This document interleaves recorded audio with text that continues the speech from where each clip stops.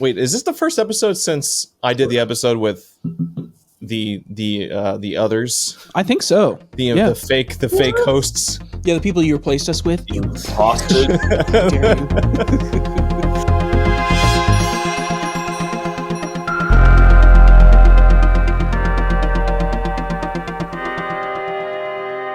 Yeah, I tried replacing, but they were just so unprofessional. You know, nobody had good mics. Everyone was just using like their Gabe just needed to take a break, webcams. figure out what good talent was. It had nothing to do with the fact that Andrew was maybe somewhere on the other coast for a couple of weeks. That wasn't it.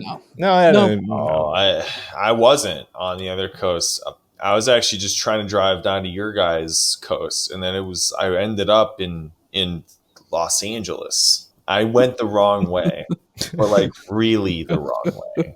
I am curious if being over there felt like nostalgic, or if it was like, oh, California again, because you lived out there for a while.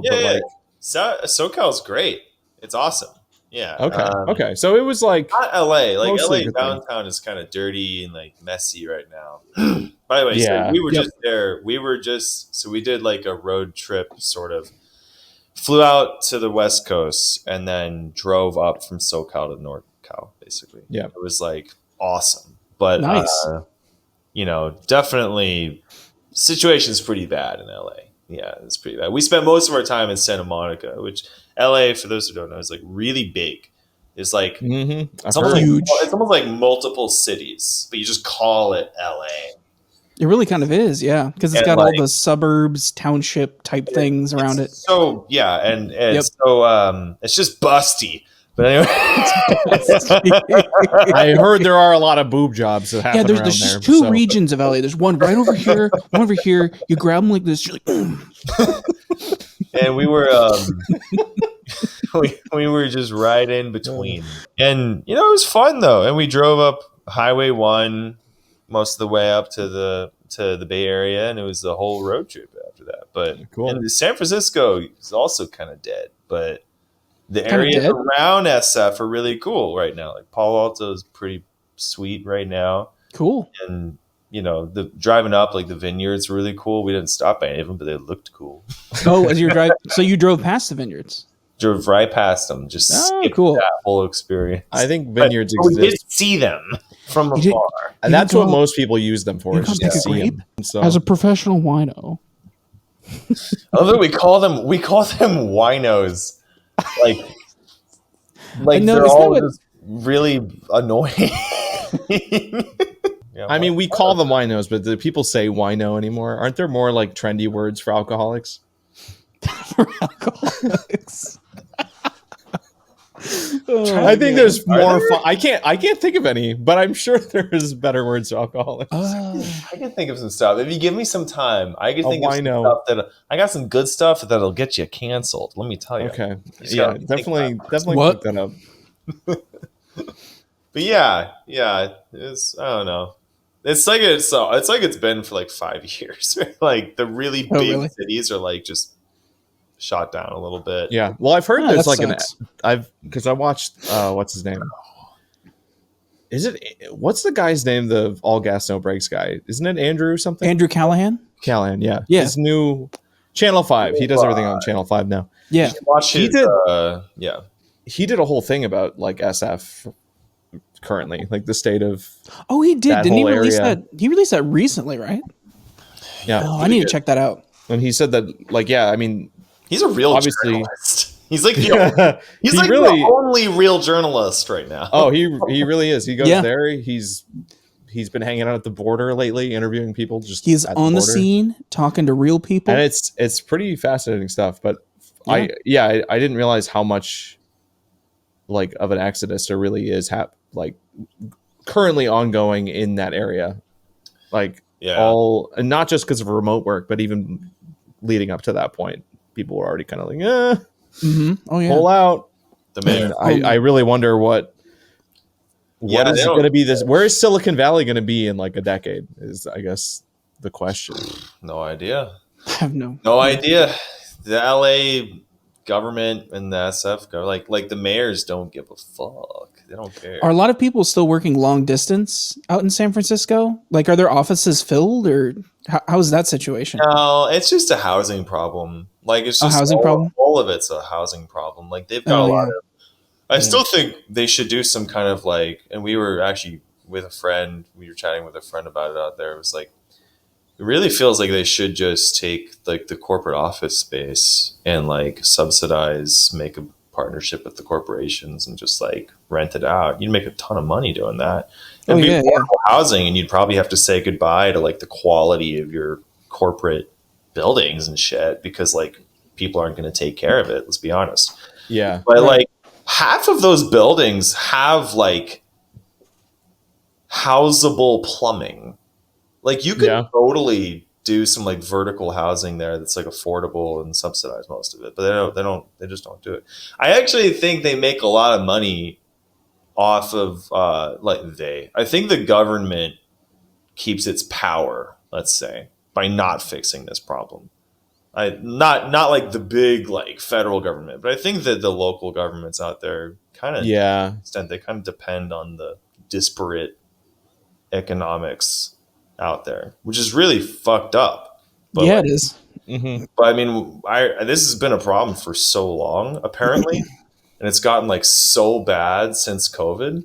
And I thought about it, and I was like, wait a minute. These local municipalities have everything they need to do something about this. Why don't they? It's like if they wanted to, they would have done something. Yeah, you never know what kind of in Austin, Texas, the mayor in Austin did something about it real quick. Like, and something got done about it. I remember Miami was getting pretty bad. Mayor in Miami did something about it. They have power. They have power to get stuff done for this kind of thing. They just don't. In LA and SF, interesting. They've got some reason they don't do it. I don't know. Yeah. Yeah, that's. Anyway, I don't blame you for leaving. Yeah, I don't either. Back on the East Coast. It's a great place to visit. Just don't go downtown. Welcome to North Carolina. I still want to go. Still want to get over there at some point. Yeah. Listen, we could make it a business trip. I could probably get a good Pokemon Go vlog out of that. Let's write this shit off. You know, our vlogs. I kind of feel like vlogs are coming back a little bit. They kind of died as a format because everybody kind of went to like video essays and stuff. And now we have like YouTubers retiring, so I don't know what's happening. Like all YouTube at once, anymore. like 20 different people. Well, yeah, we could do something. There's no rules anymore for anything. Like nothing is guaranteed to work, and even if you find something that works, it probably won't work forever. Or you'll get burnt out doing it. You know, shout out to Matt Pat and Tom Scott. Yeah. And Tom Scott stopped uploading, didn't he? Mm-hmm. Yeah. I mean, he's cutting back. I don't know if he's fully quit, but I feel like every video of Tom Scott is him being like, right now, I'm at the top. That's all you have to say. And it's like he just needs to dial down the intensity so you can keep going. You know, his approach was very like normal TV. I feel like the way like how he talks, it was, and the way he like framed these episodes, it was kind of like a very Discovery produced Channel. It's like Discovery Channel on YouTube. Yeah. And that's probably why it was kind of getting on his nerves, stressing him out. Because you said he was releasing videos weekly, right? Yeah, he did it weekly for 10 years. High production quality. I mean, that would wear anybody out. For sure. Yeah. For sure. Yeah. So I don't know. It'll be interesting to see.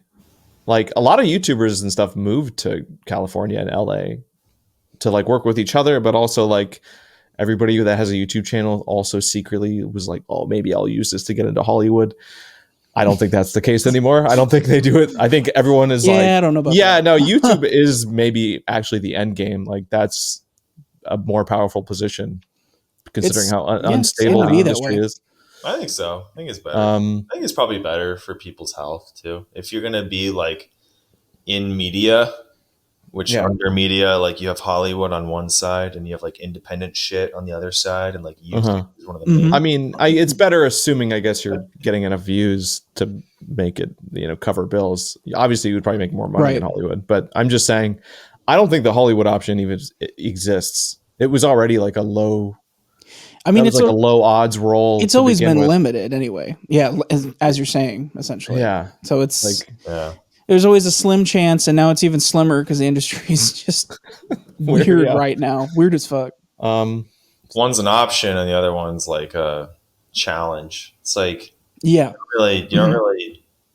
don't really like pick Hollywood. It's kind of the other way around. Picks you. Yeah. I also wonder. I mean, would MatPat have been able to retire as early as he did if he stayed in that area? I don't know if he ever lived there, but his whole base of operations was just North Carolina. Oh, really? I'll bet he saved a ton of money running that channel the way he did just out of North Carolina. He's like, all right, I did that for 10 years. I'm good. I bet any YouTuber who gets their shit going in another state aside from California is just happy. They probably all their money. Like, I'm trying to think of like Mr. Beast trying to do his operation out in California. Yeah, he doesn't. I don't think the overhead would be wild. Yeah, he's in North Carolina. Yeah, everyone's in North Carolina. It's kind of a trendy place. Huh? It's a spot, dude. Andrew's like, where the fuck are you? I'm right here in North Carolina. Little mountains. We've got little rolling hills. Poorly maintained ski. You got these. We've got poorly maintained. Sort of good gas prices. Sort of low taxes. Not really. Yeah. It's all like pretty mediocre, which is just right. It's right. All right. The weather though, good mix of cold and then hot. Yeah, the North Carolina weather. Oh yeah. We think about coming back to Florida all the time. Do you actually? We regularly think about moving to Miami because you've mentioned that. Yeah, it's so much fun. We did our summer trip there during the hottest week in Florida. Yeah. Ooh, boy, were you sweating? Was that must have been like fucking loved it. And so it's like, okay, we loved that. Like, that's so funny. The weird thing is though, the East Coast like heat in Florida on the east side, it's different. It's drier. So like it's literally like less hot. Yeah, I guess so. Because you had never really gotten a chance to explore Miami, I don't think. Not like as an adult. Like I followed a lot of older siblings, older cousins there a few times, but never like right. What really got me was Miami Beach. It was like and that's something that no one in my life really I feel like has explored a lot of specifically because it's Miami Beach. Like who's there really that we know, but or like what's there like.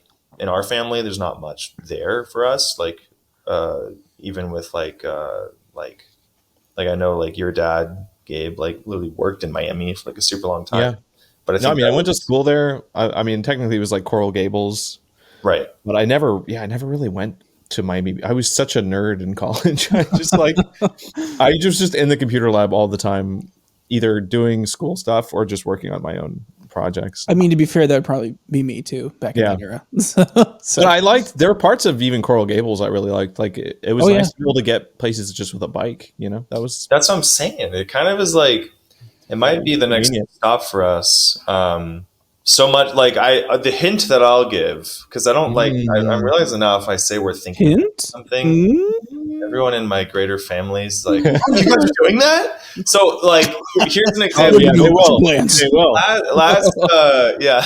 Here's an example. Like literally the last time I saw Gabe IRL at a wedding, I learned that all of our family thought that me and Jackie moved to New York City. New York City. We've been in North Carolina for over a year. We're not leaving right this thing. We're not even moving anytime soon. I don't know who. I didn't tell anybody that we were moving. I think I might have told one person that we're thinking about eventually, like way later, like doing a long-term stop in New York City because her family's there. But I'm starting to learn to be like, with my family, I need to be very careful saying what we're thinking of doing. They're very very invested in what's Andrew doing. Well, like I just realized Jackie and I move around way too. Like we just are constantly. Maybe that's part of it. You're flying to Boston to get sandwiches. It's out of control. I'm over this shit. We went to Boston. Choose a place to live. We went to Boston like 6 times in 2022. and I send a picture of a sandwich that I got these guys, and it's like we were back the next day, and it's like that's what we did. That's what you did. We went to this like sandwich. You just flew to Boston for a fucking sandwich. It was like I'm convinced. I'm convinced of that. So funny. So I think, but what I'll say though is we're thinking about Miami so hard that I've been researching how they're handling like the rising water. Because I'm like, would this be a good like 15-year long? Yeah, no, that's a concern. They had some pretty crazy flooding in certain areas last big hurricane. Got some pretty wild action down there. But they've done some pretty smart shit with like, I mean, even Chicago had to do some. Was it Chicago? I don't know. I mean, cities are pretty smart with like, they'll raise the city up like 6 inches, and you're like, how did you? You just took the whole city and you just increased the. Like, we'll just add another layer of pavement. It's weird. It's weird how it works, but they could do some pretty wild. Well, that's what the subways are. I mean, I've seen New York get flooded, but that's why they built the subways. So it's a drainage. They just happen to be able to also put trains in there. At a moment there was like, do I believe you or? Like, no, I mean, yeah, it started as a big drainage system, and then they put the subway in there. This whole time, yeah, it was drainage, and that's very feasible in Miami. Imagine trying to convince investors of that. It's like, yeah, it was built to be drainage because that's where the water flows to. But yeah, put a high voltage train down there. No big deal. Yeah, don't worry about it. That would be exciting. Yeah. Oh, yeah. Miami. We just miss being down south, and I miss the. It's interesting. Like we both work remotely. I just started working a lot more on our game again. Oh my god! Oh, big reveal! And yeah, you guys are you still working on that? I kind of took. Stop. He's saying the thing. I thought you guys didn't you just give up? Listen, no, we didn't give up. I told our very committed Superplex's Discord in a blog post that they might hear about our game a little bit if they follow the podcast. So I'm glad we're already keeping that up. There you go. We did take a huge step back last year, and we needed to. It was sort of unintended, but it happened. But I mean, with that though, it's like working remotely. Everything Jackie and I do is remote, so it's just been like the weirdest thing was like, how do we decide? Like, we could move to Connecticut with no reason. And That's really weird. And we would have almost the same purpose as we have living in North Carolina. Yeah. Talk about a paralysis. That's what's weird about our situation. So like we could move to Germany and almost have the same purpose living there. So it's been like what I mean is like we have almost no purpose living in North Carolina. And so you're coming to Florida? You draw it to like different things. Florida, right? Come to Florida. Love Florida though. Like we miss Florida. I miss Florida. You said Florida, right? But me and Jackie, biased. What I'll say is it's always like we talk about moving to New York City someday, but we have some personal reasons why we're thinking of waiting for like a few years at least to do that. Okay. So it's like, where do you go in between? You know what I mean? So yeah. But I'm still trying to help my mom out up here, so I'm working on that. Yeah, I'm trying to think. It would be really difficult because I'm so used to, and I think this is how most people function, and it makes sense because like remote work is sort of a new phenomenon. But usually people live just based where they have to work. Like your work determines your area of operation. So like Ed and I work in Naples where we live. Like we can't just move. Moving would mean losing like clients basically. Right. So like, it's like, oh yeah, okay. We stay, we make things work, whatever. But to have like full choice, I don't even know where I would pick.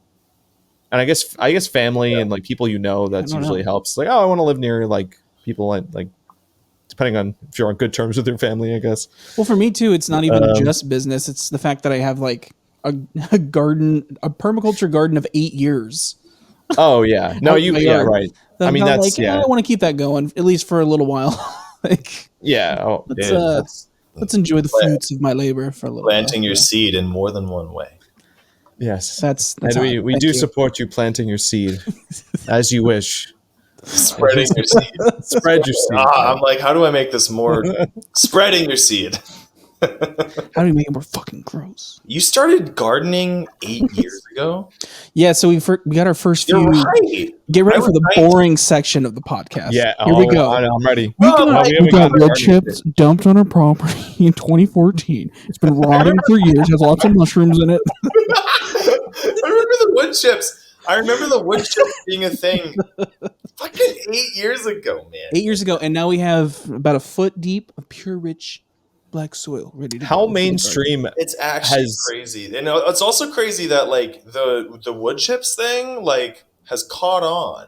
That's what I was going to ask. Like, are those mainstream now or what? Because that was such a weird thing at the time. When I first saw the documentary in 2014 about back to Eden gardening, I didn't see anybody ever get wood chips, and now I feel like there's 15 different houses on our street that get them just dumped constantly. So you were so ahead of the curve. Have you noticed the rates changed on that at all? Like, have they gone up, or is it pretty much the same to like get them delivered? Actually, a lot of the time out here it's free. We just we tip the guy because we live only 2 miles from the dump, so it's like, it can save them time. So they don't have to like. The deal is normally they have to spend like $50 to drop them at the dump, so they have to pay to drop them off. So they're like, well, forget that. We'll just go to like somebody's residence and do it for free. I remember a long time ago. I think we even have like somebody might have been recording it too, but we were like running around in the wood chips, like all of us, and I was so surprised at how warm it felt. It was warm. No, whenever, especially when they're fresh, because you have all the green material that has like a lot of nitrogen in it, and that releases a ton of energy when it's first sitting there. Like if you go out in the morning, you'll see the piles just steaming. It's crazy. Really crazy. It's weird to imagine in Florida seeing steam. I know. Yeah. As if it needed to be more humid outside. It's like that's steaming wood yeah. That's crazy though. But no, it is wild. Yeah. It'll get up to like 150 degrees in the center of the pile. What? Yeah. 150? Yeah. That's hot. Yeah. Anytime. Isn't that like what you cook a steak to?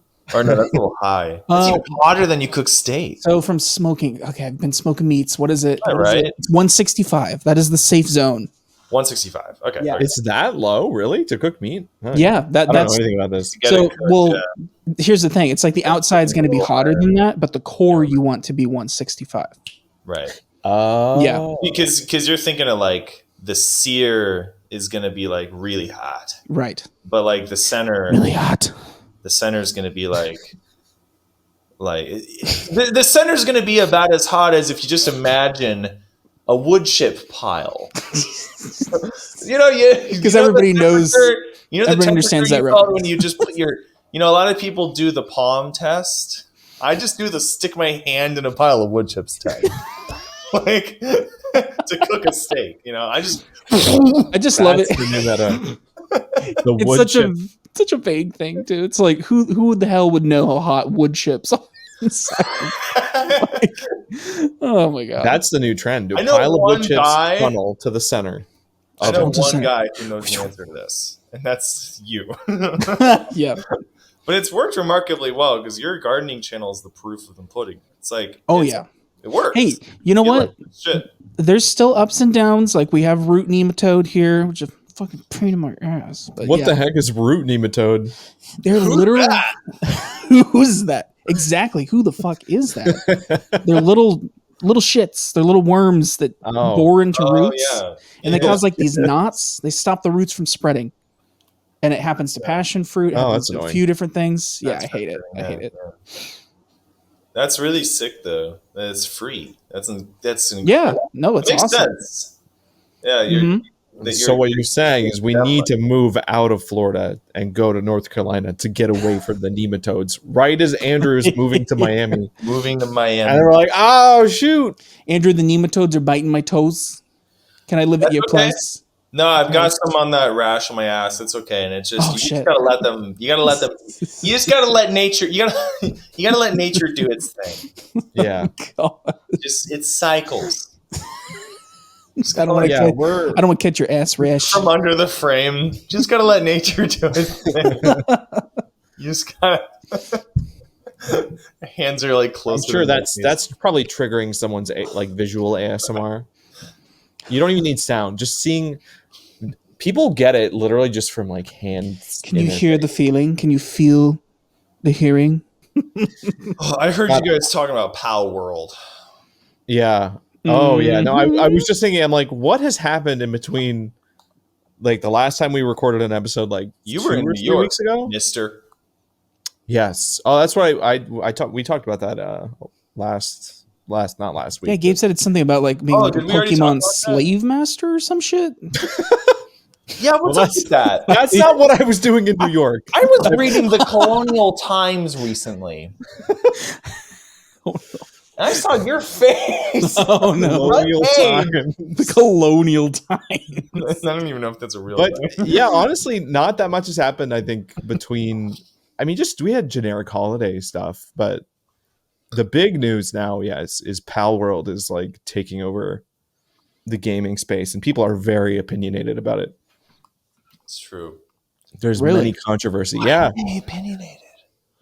Why can't we just let a good thing be a good thing? You ever notice that? Okay, but I mean, what if that good thing was like plagiarized from another thing? No. Oh, drama. What if they allegedly used AI in some of it? No, stop it. Allegedly, we don't know. It's fake. Fake. No, it's been so weird.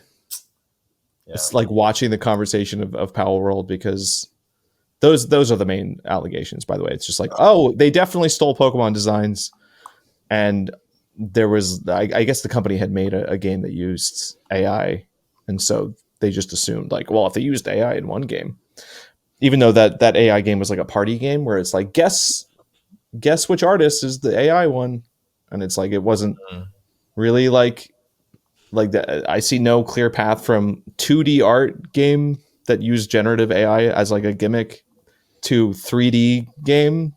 Or like, I don't think generative AI is very useful for like 3D models yet. I've seen like some I don't know.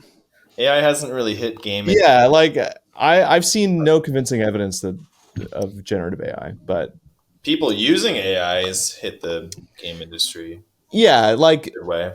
So that's kind of, this conversation has been going on for, this is like the 5th day, I think. I think the game came out, like 4 days ago.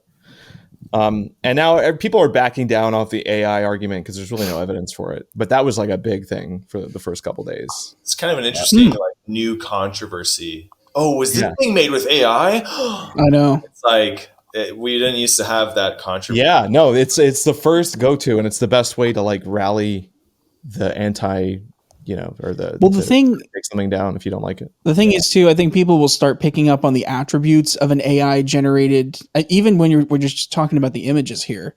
They're going to start picking up on those weird little funky attributes, like the extra finger and like the weird textural smoothing that always comes through. Mm-hmm. Why does the index finger have 2 nails? What? I've seen one that had You're right, though. You just got to notice the one thing.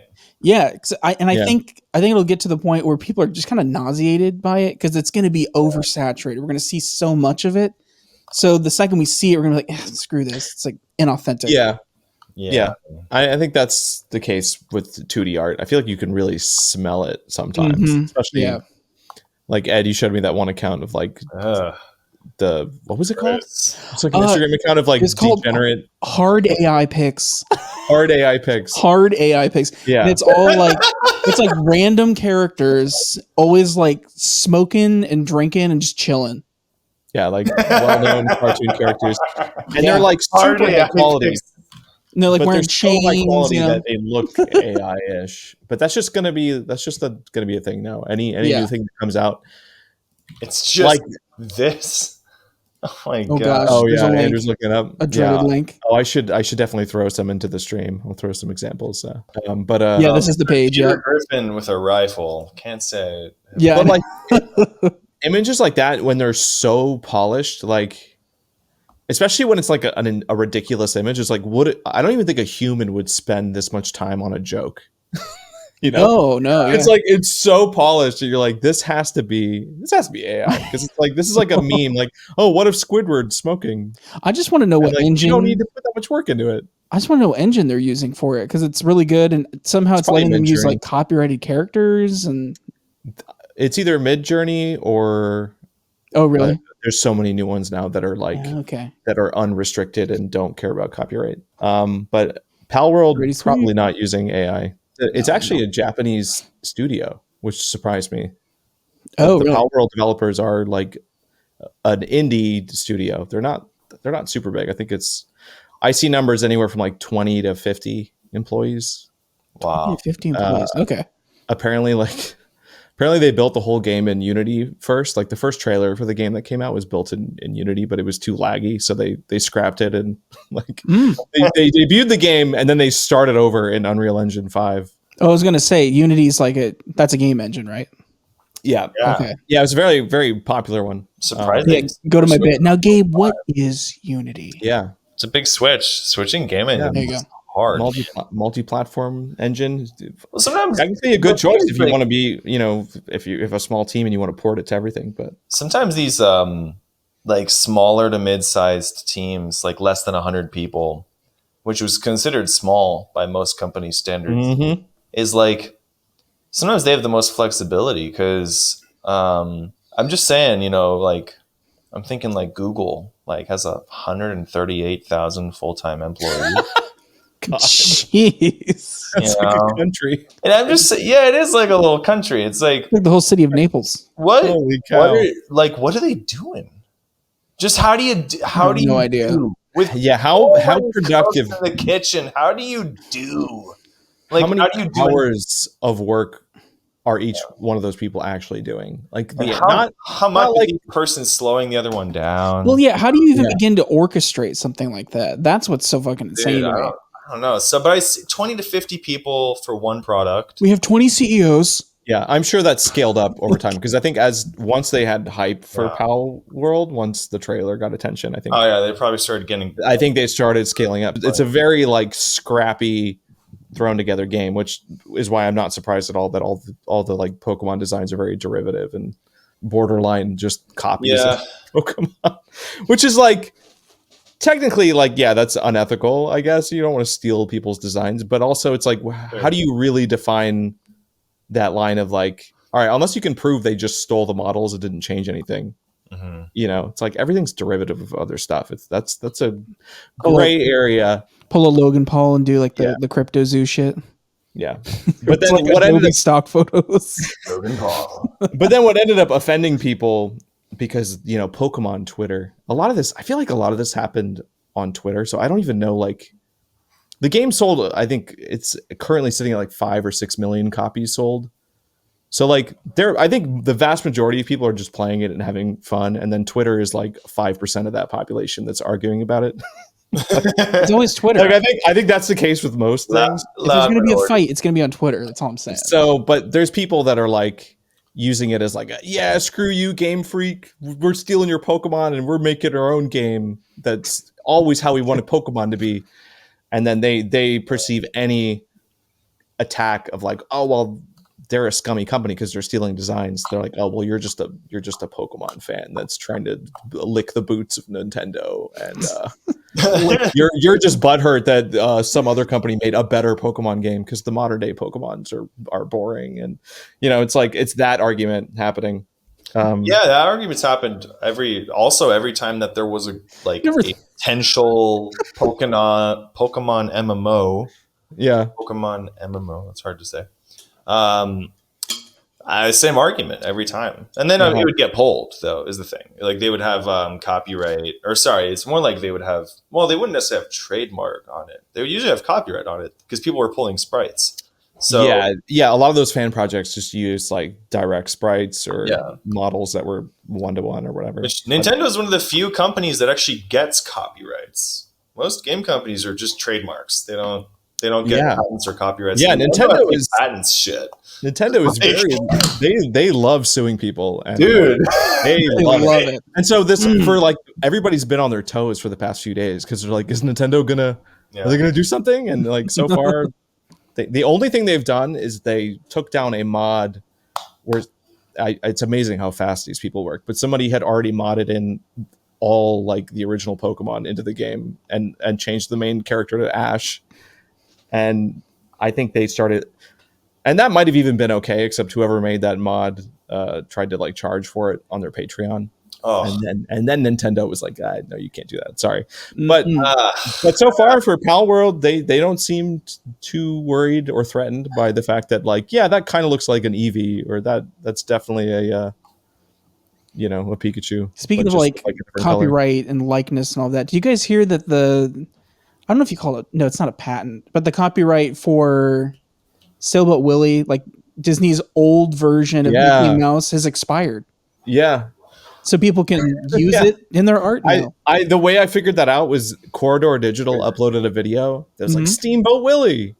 And I was like, oh, did they do like a parody of Steamboat Willie? And I like started watching Already people are jumping on it, And I'm like, I like get to the 3-minute mark and it's like, this is just Steamboat Willie so far. When's the joke gonna kick in? And it's like, nope, it's just the whole cartoon on their channel because no one owns the copyright. Because nobody owns the copyrights. They're allowed to do that, and they can monetize it. They can monetize it too? I think so, yeah. So, modification's not even required, I guess. No. Public domain. Full cartoon on their website or on their YouTube channel. That's crazy. That's so funny. It's weird. Wow. It's interesting. It's 20 years. Like Mickey Mouse obviously is still protected. It's specifically modern Mickey Mouse. Steamboat Willie, the old character before they switched. That's too old now to be protected. And that's so funny. Well, apparently, I don't know if it's Disney, but somebody's working on laws right now to protect copyrights longer. Because obviously, a company like Disney, they're like, we don't want to lose Mickey Mouse. Like, give me a fucking break. Yeah. Oh, I'm sure they'll probably figure it out. But at least for now, now it's like now we've entered. I don't know how to like visualize this. It's like the what's the Fortnite wall that's like closing in. It's like Steamboat Willie was on the outer edge. Yeah, I wouldn't know. But now it's like the next characters. Every character that came out sequentially is threatened to also be released. Yeah. So unless they figure out something soon, it's like especially people uploading Sailboat Willie just to their YouTube channel. Just like someone straight up going with it, Well, somebody pointed out. I think Superman is from like the 30s or 40s or something. So that's coming pretty soon. Yeah. That's a good point. Yeah. But I think someone also pointed out, they're like, well, technically they could have probably fought to keep it, but it's just not worth the money. And Disney is like struggling financially. Like they're not going to spend the energy trying to protect Steamboat Willie. You have to settle more than you. What is it? You have to get more out of settlement than the cost to file and the cost to like maintain the filings. And it's like, I feel like you have to. Basically, like, because people don't usually need to protect themselves or protect their customer usually they don't need, like, I don't know, it happens sometimes, but not normally do you have to protect your customer by using copyright, trademark, or patents. Normally it's for offense. Like, normally it's for suing other people. Yeah. And so it's like, because there's settlements, it, like, incentivizes action. And so a lot of people actually buy patents. I don't remember what the name of these people are, but people or companies will buy patents or buy copyrights specifically so they can go find people who are infringing and then sue them. And they make money on those settlements. Oh yeah, we love our patent trolls. There we go. They're really great people. Yeah. No, I've heard that. And it's like, it is weird that there's like I don't know. It's a weird philosophical question of like, do you want protection? Because that's what we have, but this is what it looks like. Yeah. But when it's like in Nintendo's hands, I mean, I look at like some games. I've always used Stardew Valley as an example of like, what a fucking ripoff of so many games that are called Harvest Moon. So many games. This game specifically. That are like, yeah. But nobody would ever attack Stardew Valley, because why the fuck would you do that? It's because it's a good game. So much business to Nintendo's platform. Yeah. Like it's like there's no reason at all when that's true. Modern day, I mean, Stardew Valley's on the Switch and it's on everything, and it's a beloved game. Like people, it's almost like, I don't know. I'm trying to think of a scenario where Stardew Valley would be in this position where it's like, because you think pixel art would be really at risk of being very similar to other games. Like, oh, this guy just stole the art style of the Super Nintendo Harvest Moon. So lazy. How dare he do? Like it kind of like has. It feels like you could draw some kind of connection there, but I think the reasons people hate Palworld is deeper than just the stealing. Palworld specifically. I mean, that's. Yeah, I don't even know how we got to patents. Yeah. I'm like, now I'm like, wait, how did we get around to talking about patents? I guess. Well, just because of the Steamboat Willie thing, but yeah. But really, it was copyrights, is what we're talking about. Copyrights. Copyrights, yeah. But it's just, it's an I mean, I guess people are also saying like, what's going to happen with copyright law, patent law, etc. in a world of AI. I don't know. Yep. Keep extending it. We just need another 100 years. Just that's a little extra. That's the sound it'll make.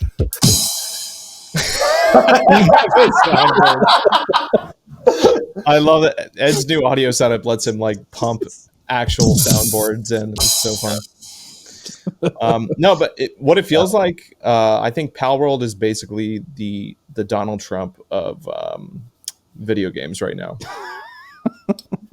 It's literally. I rip on games I love. I mean, I just called Stardew Valley a ripoff, but I mean, like our game is a ripoff. Like Superplex is a ripoff on Tetris. Dude, it's like with Behringer cloning all of these vintage synthesizers. I'm all excited about them, and then the collectors out there are like, "Fuck this company, I hate it." You've got farm ripoff, you've got block ripoff, synth ripoff. It's a giant off. It's just how the market works, right? It's like, all right, Donald Trump showed up at a time when people really wanted somebody to shake things up, and like, even though it's like, okay, yeah, plagiarism's bad.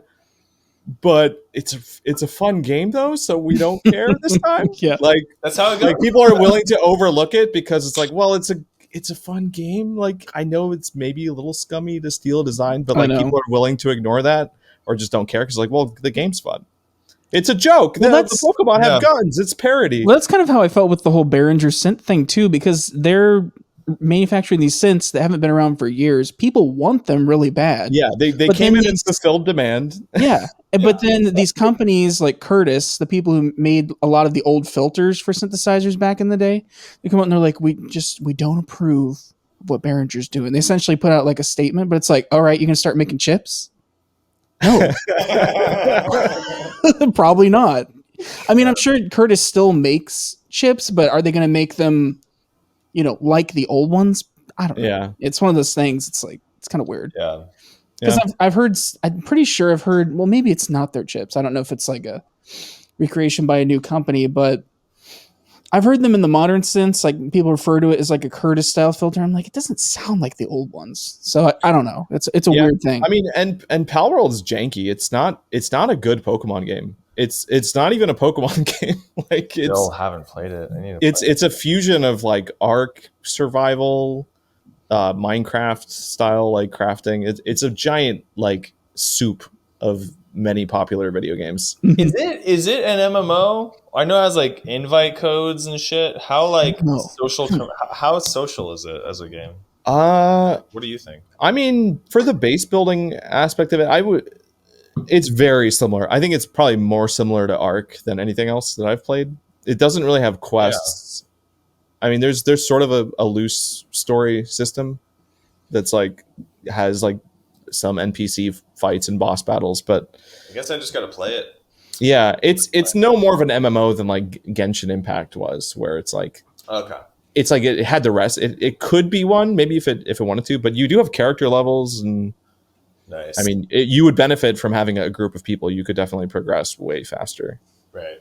Nice. But you don't need people when you can just make slaves out of your Pokemon. Slavery never goes away. What a It game! never goes away. What a game! It just gets rebranded. Apparently, there was a high demand for slavery in the market, and it was fulfilled. People You just imagine couldn't wait to get started again. You know, Can you imagine the pitch to investors? You're like, couldn't wait to bring it back. there's a gap in the market of slavery. Don't even start. Like We're when they were not trying to- min-maxing the human potential enough. my God. human's potential enough. Oh my god! You can catch humans in the game. You can throw Pokeballs at humans and catch them. So That's cool. and then you can also butcher you can take your pals and turn them into meat too. You can butcher them. It's a very morbid game. It's like Grand Theft Auto. It's like you could play it, But it's like cute, right? yeah. I mean, you could play it morally. Like you could have Grand Theft Auto, but cute. it literally. Well, and it's funny because I'm reading developer interviews and they're basically like, "Yeah, why did you put guns in it? Why did you like do this?" And they're like, "Well, we just thought it would do better in America." The Americans like shooting things. It's like, no, they were so right. It's selling so well. You're like, It's sad how right they were. 1.1, we added a McDonald's. It's like We added McDonald's. You could though. That could be an update. Do we Doing like ever fast food really franchises in Palworld. yeah, Corporate Palworld update is going to be crazy. we added cars, like really cool cars. They're all Oh like my god! muscle cars and shit. Yeah, It's- it's American muscle cars. Oh my gosh! It's so fun. I am curious though if it's like, will this go the distance and stick around? Is it just the flavor of the week and maybe people will forget about it? I'm not sure. I thought that I about don't know. Fall Guys when that game came out, and Yeah. that game is still popular. I mean, it's crazy. Like Yeah, I think they're still updating it. Probably. a game, a game is only dead once there's no more players to call it dead. If there's a lot of players calling a game dead, the game is thriving. It's just not thriving when it was one time ago rock hard and not a single person calling it flaccid. Right. No, I mean it's the Pokemon Go thing where it's like, Something like that. just because it hasn't returned to the summer peak doesn't mean it's dead. Did you say No, hard? He did. I did. He did. Wow. I did. It was like, But yeah, I remember Nice. Fall Guys is a cool example though, because we have to remember historically what was going on. Fortnite was obscenely popular. Among Us came back to life. Amogus. 5 years of no one knowing what it was, and like there were some other games that were like taking a ton of popularity, and somehow this like random game with shitty mechanics and total every game was random. There was not very much skill. If you had skill in the game, it's like you're lying. You just play the game a lot and you think you have skill. There was a little bit of skill in Fall Guys. Yeah. Really, it's mostly a little bit. random. And like that game stood on 2 feet for like a solid like probably like 3 years. Only just recently it's kind of started to like. Yeah, I think I don't hear about it as much anymore, but it stayed. The point being that for a like while. when a game gets that initial popularity, Fall Guys is a great example because that's a game that shouldn't be able to make it very far, even with it's the just level of popularity. It's just a party game. I mean, it's just a massively multiplayer party game, which I guess didn't really exist in that way before. So like it seems simple, but it's like, oh no, they did it just new enough. And I guess that was during lockdown too, right? During the And like COVID days. So people were The If you Runa could just days. get that level of like, if you could just get a flywheel of gameplay that people just can't get off of, yeah. I don't know. It just goes and goes and goes for a super long time. Trends in games are like really weird. They're different from like other products because like Yeah. especially social games. So I'm interested in like the social aspects of Palworld because I'm like, if it is peer to peer, or if you get the dedicated host thing and it's like 32 players, it's Yeah. like I wonder how long the hype keeps up because essentially it's a Minecraft form of online. Yeah. I'm kind of like, how long does it hold up? You know what I mean? And we'll see. It's kind of different. I mean, Games that are like loop. fully online. They How have long does it stay rock they have a hard? permanent sort Is that of what you're saying? social field going. So That is sort of what I'm the interested. Is that what you're asking? Okay, cool. Just making sure. the hardness factor. Yeah, the hard factor. I'm fully Yeah. I'm fully sucked into it, into the hard. I'm fully Excuse me. man. All this rain is making me hungry. Hungry. I had a very bad first impression because I streamed it like my first experience playing it. I streamed it live and I was kind of like the first hour I was like, what is this? This is not what I thought it was going to be. And I was kind of ready to even do like a short stream and like maybe okay, this is weird. But once I got into like the crafting loop and I saw how the tech trees worked and like how the base building, because what I figured out is the game was inspired by like more so by like those factory building like Factorio and RimWorld is another game that they referenced, which Andrew, I don't know if you've seen that game. Yeah, of course. RimWorld. And I was like, oh, that makes so much sense because that's the part of the game that's surprisingly polished. Like the way that you use your pals to accomplish tasks and to help you progress your tech. And like the amount of like min-max and strategy involved in just the base building element and how that enables you to like, I mean, it's fun to explore the map too. Like there's like boss battles and like, it's just the whole reward loop is really good. I always hear you say min-max and I still don't know if I know exactly what it means. Oh, yeah. A new gamer term. So what does it mean? Min-maxing is like just another word for like doing something at like max efficiency.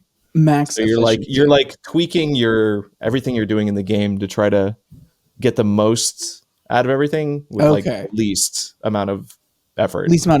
Okay. Min-max. Yeah, like that's a lot of that makes sense. For me and for a lot of people, I think playing games is sort of every new game it presents new min-max issues to solve. Got it. How do I accomplish my goals efficiently? Sorry for noobing it up, guys. I don't think about it. I just say the words and I forget that they're gamer words. Yeah, because I realized we'd be like having conversations, Gabe and I, and he'd be like, "Yeah, I'm just like min-maxing that," and I always be like, "Yeah, okay, yeah, like yeah, that's right, yeah." All right. Back in the day we called it micro, maybe back when for using like RTS language. Micro, macro. You've got your like your little fiddlings and then your big picture fiddlings. Little fiddlings, big fiddlings. But excuse me, fiddlings. How dare you? When you fiddle with the different sizes of things. But what? Now you stop it right now. At the beginning, you're a little micro, but you fiddle a little in the macro. How did I know? I don't know what you're talking about. Min-maxing is about going from min to max. I get it now. I get it. Listen, guys love min-maxing. We do it. We do it all the time. Spirit of a true grower. I am a fan of personal growth. I try every day to get bigger. So that's just my personal goal. If you ever wanted to min-max, download Fiddler right now. Fiddler. Oh. Just imagine the ad for the Italian man with the violin on the app icon. Fiddler. And the guy advertising, he's like, I fiddle every day, and you can't. Oh my god! Oh boy. I never thought of fiddling as like one of those words. Yeah. You know, like, You've never heard fiddle with something? It's just close enough to diddle. oh so. no. No, I know what you mean with fiddling, but like we're talking about fiddling. You know what I mean? And that's what I never. Yeah, it has some umph to it. Fiddling. Yeah. The little sexualization. Whoa. Okay. He just, oh my God, he just said the word. He just out and said it. Whoa. You know what? I just fucking said it, dude. Dang. Yeah. It's Well, When I hear the word fiddle, I just I don't know what that was. You can remove that. that was Ed's sexual energy. I was just turning on my vacuum. Sorry, guys, got a little real. Let's just. It's over. Yeah. Thank you for covering for me. I appreciate it. I got you. Now we know Ed's an animal deep down inside. He doesn't show it. Oh, but we're getting lucky tonight, folks. What? He's letting his dog out. I love it, dude. I always see this. He's letting his dog out. I always see those fucking memes on Instagram where they're like, "Yeah, I got that dog in me," and it's like the dog. It's like this dog that's like 100 years old. It's like losing hair. Oh, They're trying to make it sound like it's their inner lion. Yeah, exactly. funny. Yeah. Like the old, dog. scraggly dog. Yeah, Oh. I love I got that pal in me. it. Yeah. Oh wait. Slave Pokemon. I don't know. Yeah, It is but interesting. yeah, I don't know. Didn't the word slave get kind of like canceled? Like you can't even say it in reference now. Or something? Really? Oh, I I don't. thought. But If that's not I feel like that's a word familiar we should probably. Oh, keep. well, We should probably I'm keep that prepared word. to. I'm like one pinky toe in the rabbit hole. I'm prepared to come at it. I mean, tell that to the lighting industry because they still say master slave whenever they're talking about like connecting lights together. Yeah. Well, I know in that world that they've started to change that. Oh, okay. But I don't know if anyone's tried to say like don't say slave because I feel like that's the actual dangerous territory is you just start banning concepts as like something have to you ever talk said about. that word though, like the word slave in reference to like history, and everyone in the room is just like quiet, No. like, waiting What? to hear what the fuck you're gonna say. Really? Okay. Did that happen to you? I think I referenced. I at least have an experience recently with this where I was I was referencing something about someone asked me a question. I think I made some joke about like Oh no. the pyramids or something. Mm? Oh, And then everyone was like, everyone "What were we gonna say?" That would be really yeah. What weird. were we gonna say? They're just like conspiracy, but I think I had an experience with you where I said how crazy it really would be if like if it was just slaves, like just people, because that's what the theories are. That's what the actual like historical theories I see. Yeah, I see what you're saying. Yeah, and I just it was just as soon as the word slave came out, it was like ah! Like that was the sound. That's what everybody collectively did in the room at once. Yeah, and I think what happens is people are just like, it's like they start freaking out internally about what they think you're about to say, and then you're just like, oh yeah, the presumptions kick in. And that's what history said about how they built the pyramids, and I don't know if I totally believe that. It's what's so funny though. Again, we're just going back to Palworld again, like because like Nintendo is how I got on this topic, by the way. Yeah, but like Nintendo is obviously they try to do everything so family friendly, but inherently like the concept of Pokemon is very like dog. You're catching Pokemon and you're like engaging in dog fights with Pokemon, and it's like it's slave demons. They're like little. It's framed in a cute way, but that's kind of like a morbid, like violent, like inherently violent thing that you're like forcing these cute critters to attack. So in a way, Palworld is just being more honest. In the ball, you know, they're presenting. They're like, well, okay, if you're already catching animals and forcing them to fight each other, why not force them to build an assault rifle for you? Like it's like Nintendo's just not brave enough to come out and say it. They're like, you know, beating around the bush.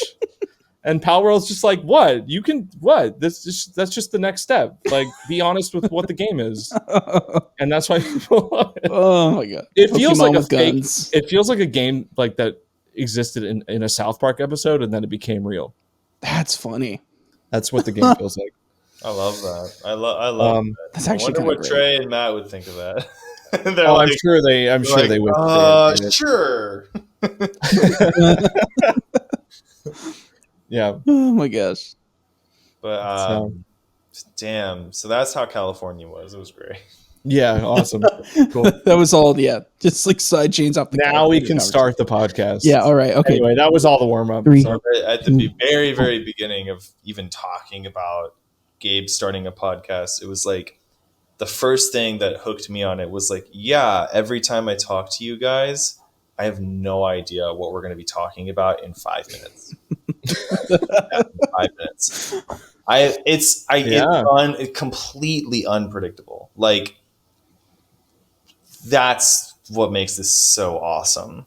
Is that like, keep it. yeah, so it's like, fuck yeah. Let's actually record it, dig our own grave, fucking lay in it, dude. Yeah. Why not Record it, dig our own grave, delete the grave from the timeline, and post the episode. Delete it. Delete the grave. Anyway, I'll apologize to. Well, I've been doing this on streams, but I apologize to Arceus, not God, but Arceus, the God Pokemon, for playing Palworld. But I'll probably keep playing it. Like, Game Freak kids should watch Palworld and be like, hey, maybe we should borrow some of these ideas. Maybe we should steal for once.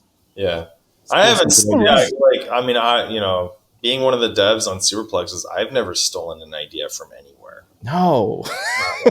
No. There's definitely not a record of me opening up Tetris Attack and playing it for hours and screen recording it and trying to figure out how everything works. Well, you did steal my 50% of the earnings.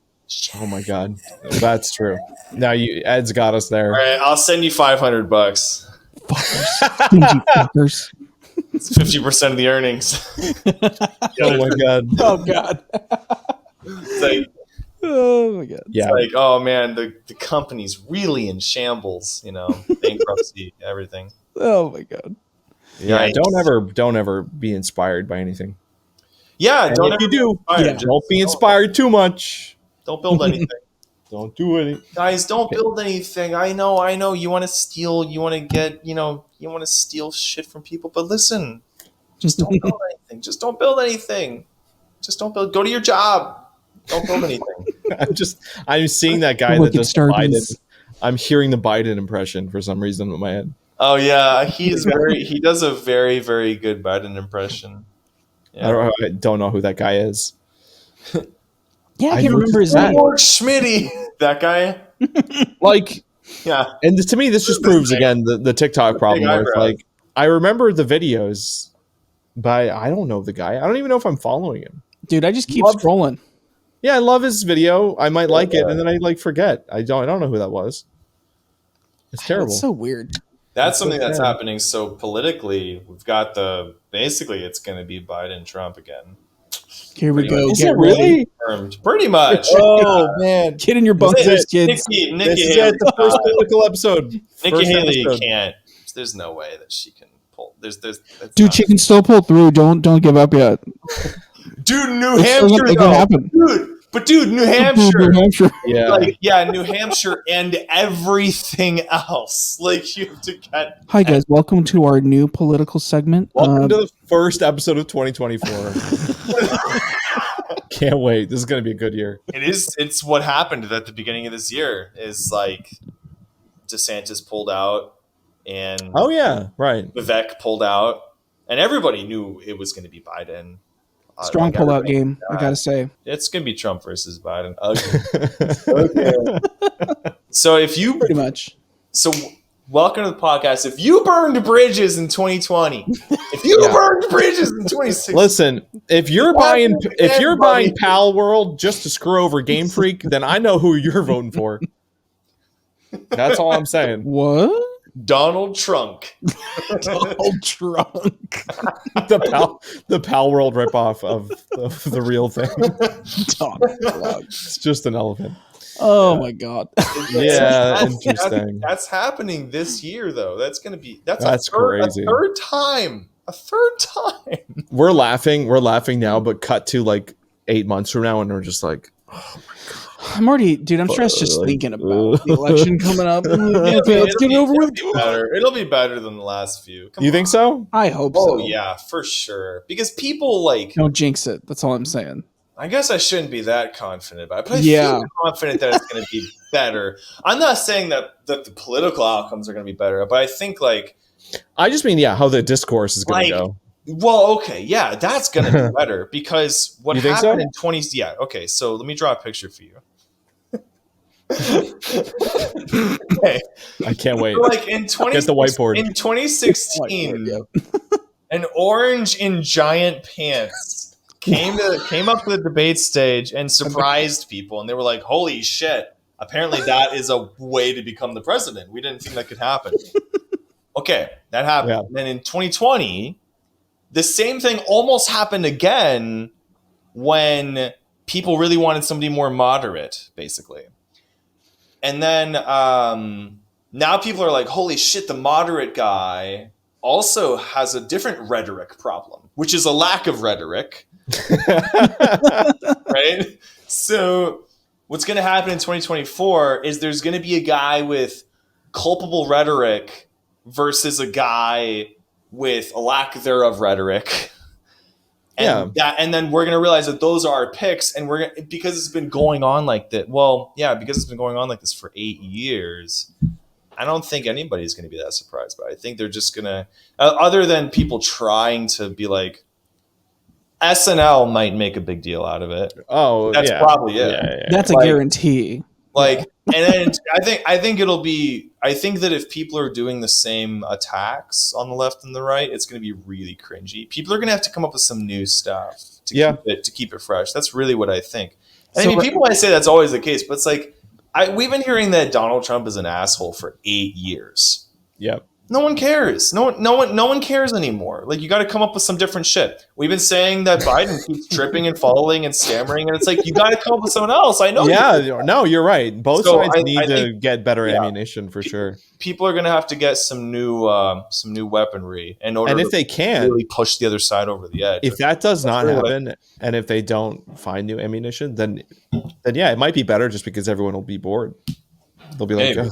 That'd be nice. All right, let's just get over it. Just like let us vote, and then we'll move on. Like, I just want to say, guys, that after all of this, I've become more conservative than I've ever been in my life, and I just want to call for a ban of all sex outside of marriage, and we're gonna write that in. Going to make sure it doesn't happen anymore, and yeah, expect some big updates. We'll get back to you shortly. Could you imagine Trump being like, he becomes the president, and then he's like, I don't think anybody should have sex outside of marriage. And we're all like, what? But you did it. You did it. Everybody starts finger pointing. Yeah. Oh my god. Even better, Biden saying that, and it would just sound like really like pedophilic, you know? oh my god, I need y'all to stop touching each other. I need y'all to stop being so touchy feely. It's like, too many people trying to touch me. Never enough. Excuse me, sir. oh my god. It's just gonna be two really old guys calling each other weird names. It's gonna be hard to make fun of and be like, yeah, I'm taking you seriously. The shit that will be actually interesting is like, because there are real world conflicts going on. Those will be interesting to talk about. But the old guys running the show, I don't know. I don't think it. I think our goal, we need to find stuff that's more interesting than politics to talk about. Like the closer we get to the end of the year, we just have to challenge ourselves to, like, I don't know, become more interesting ourselves. Like, we have to somehow surpass. That's actually a really good idea. You know, like, it's going to be such a powerful thing just everywhere that, like, we have to be like, just like, I don't know, I don't know what games are going to be out at the time. I don't know if there's going to be any good movies. Yeah. We just got to pile on the noise. We have to surpass the other noise. I just think if we ban sex before marriage, things are just going to get a lot better, well. and we won't have to worry anymore. We just won't have to worry. I can't wait. Where is the? What I love is I don't think anybody was talking about sex before marriage. Well, I was. Well, now we are. Like Ed 2024. Let's go. Dude, I'm just glad I'm not the only random person here. You know what I mean? Yeah. It is. I wonder if anyone thinks that that's something any of the two presidential options believe in. Like, I wonder if there is anybody that votes based on abstinence. It would just be. I would love to see somebody do a fake campaign on that. There are single issue voters. There are single issue voters, but are there stay single issue voters? I mean, if there are, they're probably on the conservative side. I mean, that would just make sense. Oh, they are. That would just be funny to watch. Very devout. It would be a very devout stance to take. Yeah. Listen, we just need a really good Superplexus update. Our whole marketing angle will be like, you need a different reason to lock down away from the world. We'll just like simulate that. You play this game. Just don't worry about what else is going on. Move these blocks around. You won't get. Just move some blocks around. You'll be fine. Just wait till 2025. There's no way this is going to get boring for you. Just keep doing it, and then keep doing it a little bit more. Yeah. Yeah. We do have an update plan for the soonest time that the update can be ready. That's a good way to phrase that.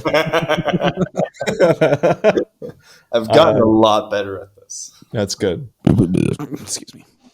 Wow. Man, that's awesome. Ed's mic is just so good. So is that a new microphone, Ed? No, this is the same one we used for the IRL podcast when you guys were all in Florida. Yeah. Gotcha. Like this is the quality he's had in the final episodes, the times where he sends me the audio, but we've never had it like in the call. That's what I was wondering is what the change was, but I figure it does sound different, but yeah. I'm also I'm not recording with the F3, so it's not 32-bit float. It does have the ability to peak, as you can hear. Well, I didn't hear anything. I don't know what you're talking about. What was that? Sorry, guys, my levels are not out of control. Do you remember that channel forever ago called McJuggernuggets? Yeah. I remember the name. Yes. So he did one video, like a fake video with his dad, where he's like, his dad's like, all right, enough. Like, I'm sick of you playing video games all day. Like, takes all the games, throws them on the lawn, and like mows over them with the mower. But like, people were so convinced that it was real that he made a whole series that lasted like, I'm pretty sure it was like 2 or 3 years. Just continuing to pretend like my dad's like trying to kick me out of the house again today. Like just this ongoing, detailed ass story. Yeah, and the WoW freak out video of the guy shoving the remote in his butt. Like that's a very classic fake one too. But people thought that was real. They made a whole series out of that too. People just like the thought of it. People that haven't had friends is this kind of because like wait, bear with me. Like, okay. I've had friends. I have friends. What? And the fact that I know that people who don't have friends or haven't had good friends don't know that kind of humor. Look, it's factual. Like, if you have friends and they're like friends, like they like you've had to tell them like, hey, you can't like flick my dick. It hurts when you do that. Like, friends as a guy are fucking annoying. They can be so goddamn annoying, and you love them. You fucking love them. They're like your bros, but they can be so annoying. No, it's true. It's absolutely and that's true. Where that humor comes from, of thinking that pushing a controller up your butt is going to be funny to the whole. I mean, there has to be a premise. There is one. Is that when guys are being funny with each other, they're just dumb. They're just fucking. And I'm the same way. So Yeah. There's a science to this. That's all I'm saying. I moved No, you're around right. a lot. I moved when I was a kid. I think I moved on average twice per year. Like towns, cities, state lines. I moved God, all yeah. the fucking time. I Yeah. had to make new friend circles all the way up until I went to college. It's like I have way too good information on like how dumb guy friends can be. Like, it's very real. Yeah. Oh yeah. Yeah. No, I've seen a good share of that myself over the years. I gotta say. I think you're right. It's probably a group of people that don't have that experience, or they are not from the US and they just can't detect That's like, actually a good point, dude. I didn't even think someone about like being sarcastic in that. English. That U.S. humor. That's Yeah, like I think it's illegal to put a controller up your butt. They have laws around that shit up there. They're gonna lock Yeah. down, man. Oh my god. Got that shit locked down. Yep. But yeah, I remember like that McJuggerNugget series ended with like shooting his dad. And what's even fucking crazier is that it was monetized. This was like Hold on. Oh, 20 wow. I think the last episode was 2016. So it was before all the demonetization shit started happening. That shit was monetized. Man, Which is unhinged. I that would love have it. been the time to be on YouTube. Dang. That's like the one thing I truly miss from that era is being able to monetize crazy shit. Psycho on Kid. YouTube. Psycho Kid kills father. 31 million views. Oh, Just hearing you read the title. you couldn't post this.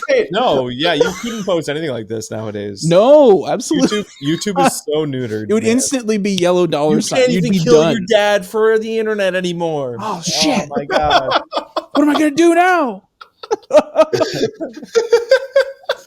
Unbelievable. That was so Like funny. even that title, just hearing that, I'm like, nope, red flag, no monetization. Oh, I love it. Oh my god. I just didn't like how political this one was, guys. You know, I just didn't Oh like how man, political we're this talking about podcast like was getting. we're talking about California in this. We're talking about elections. We're talking about not just Trump, but the Trump of video games. Fun, dude. We're having fun.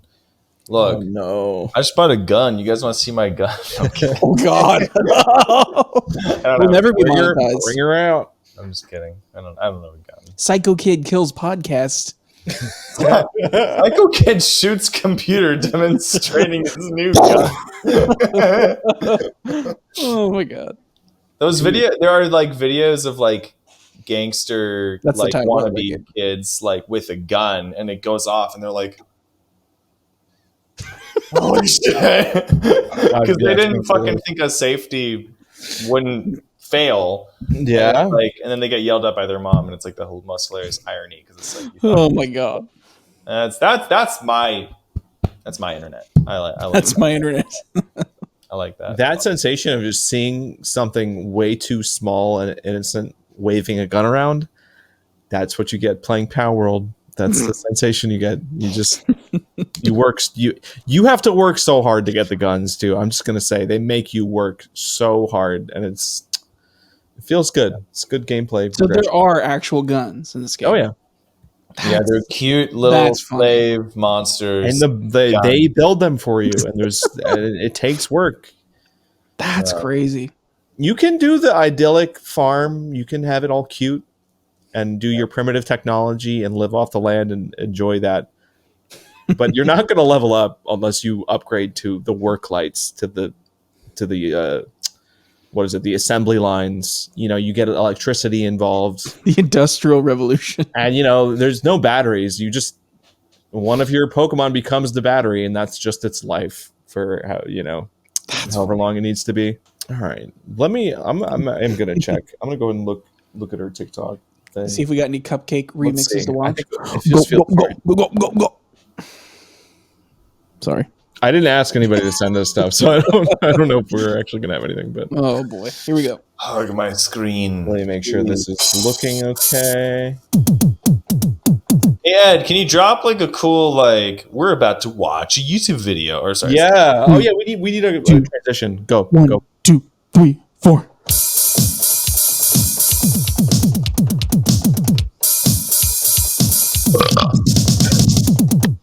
Yeah. The abrupt. I like the burp that added a little flavor, you know? Oh, yeah, flavor. Cool. Yeah. Just a little bit. All right. Who sent it? Wait, hold on. Hello, Super Underground Podcast. As you have said on a past episode, you said, I would like a segment idea. Hence, I come with the idea of guessing the language by only an audio or visual clue. Why is it like, hence, like, I come with an idea? I It's bear an idea. It's like on like a scroll. Yeah, very, very regal Very regal. language. Yeah. Guessing the language by audio or visual cue, I would recommend audio, as it Audio? allows all of your audience to play Maybe. along. Why does I don't know. audio sound like the adjective I would give for the earwax in my ear? Very audio. It's like kind of. I don't know. All right, well that's a good segment idea. I don't know how I would set that up, but Yeah, Listen, it's it's almost all like noted. somebody would have to send us a clip. yeah, if you have a good Different clips, audio is a real word. it is okay. That could be fun. We have talked about doing segments a lot, and we still don't really officially do them. But this is, I mean, watching TikToks is a segment, I guess. Oh, this is something that somebody sent last time on the Discord that we forgot to watch this. So here we go. Hi, Pookie.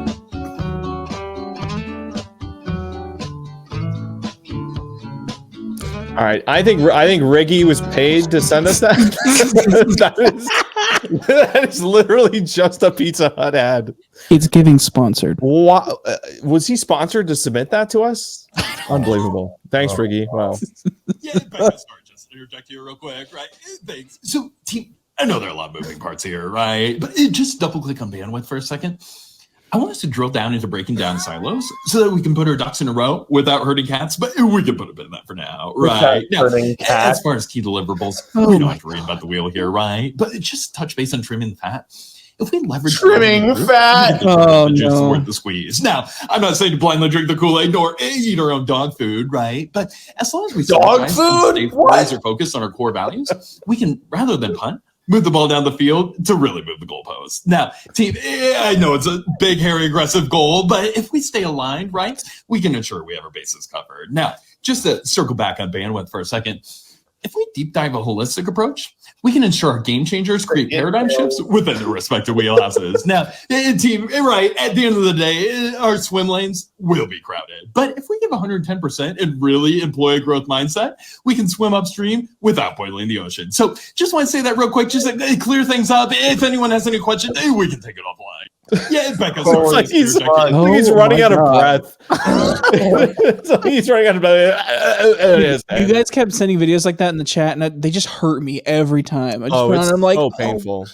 Yeah. I what I love is the way he uses like the word right. Because like so right.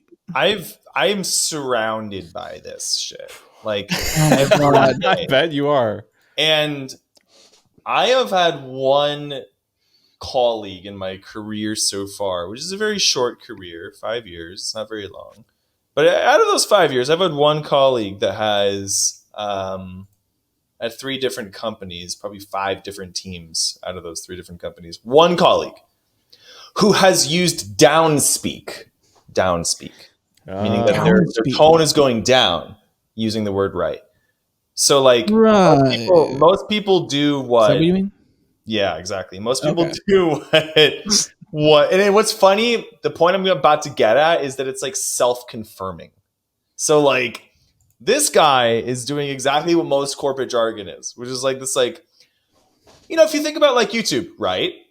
It's like the platform for you to like post different media, right? Like that. But like what this guy did was self-confirming of like, you know, so like, yeah, I created a new TikTok, right? And right. Yeah.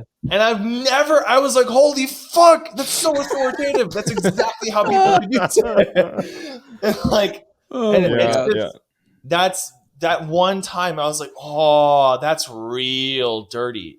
Holy shit. Cause you're confirming your own, you're not asking the rest of us to. You're just like, correct. Right.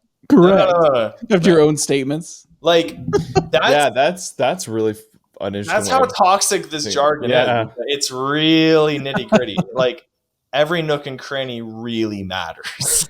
The subtle natures really matter.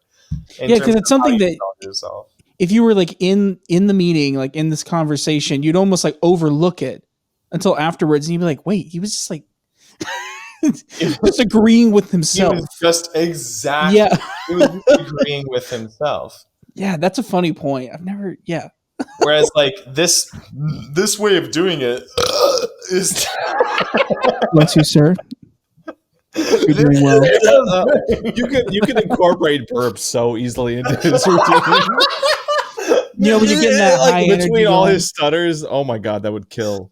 I just love. Okay, but in the video, you can look at the word "right," and he adds a check mark every time he says the word "right" while he's doing the corporate. Oh, was that what that was? Okay. Yeah, because he kept having to do it to take a breath. Oh my god! It's just. Oh my god! What is that guy's name? I can't find the comment I was looking for, but this guy Sully Finlay. Sully Finlay.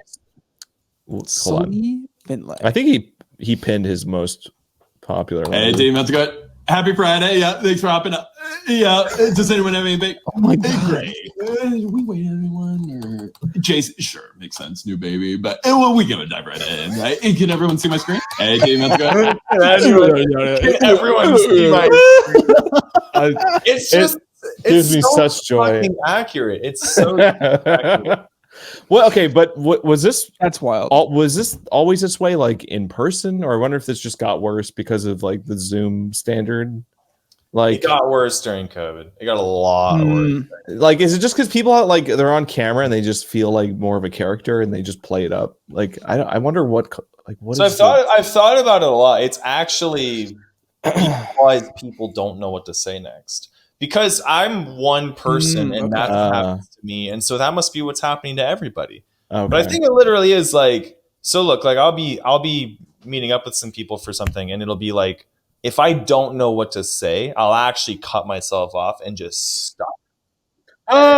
Stop! Oh, sorry. And what happens is they just pick it up. They pick up the slack. That's how conversations work. You know, like if someone's driving too hard, no one else wants to talk, so it's not a good experience. But I think with what these people are doing is it's really actually kind of gross because it just lets you keep talking and talking and talking.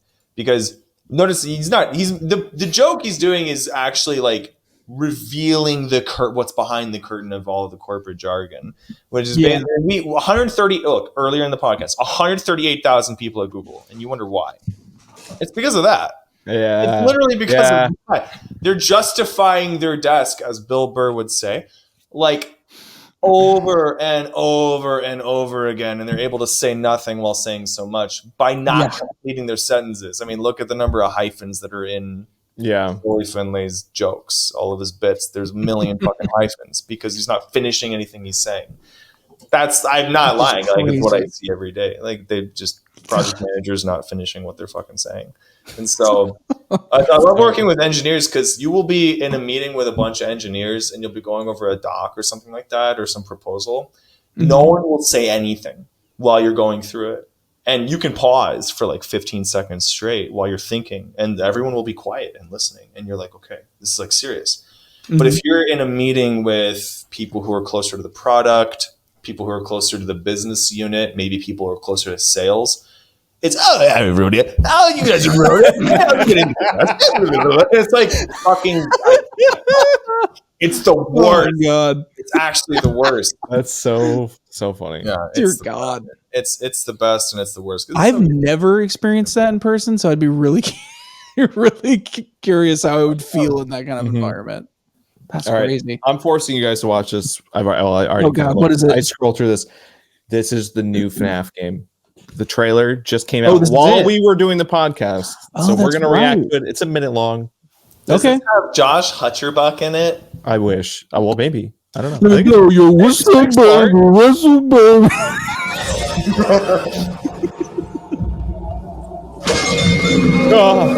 These pixels. I'm getting spooked already.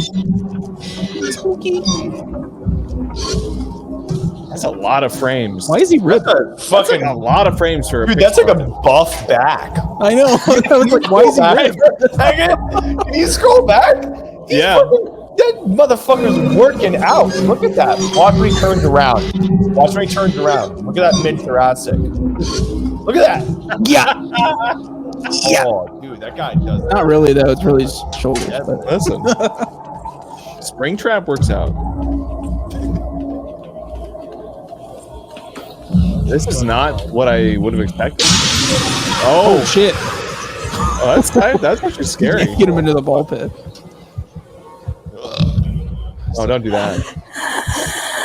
Oh god.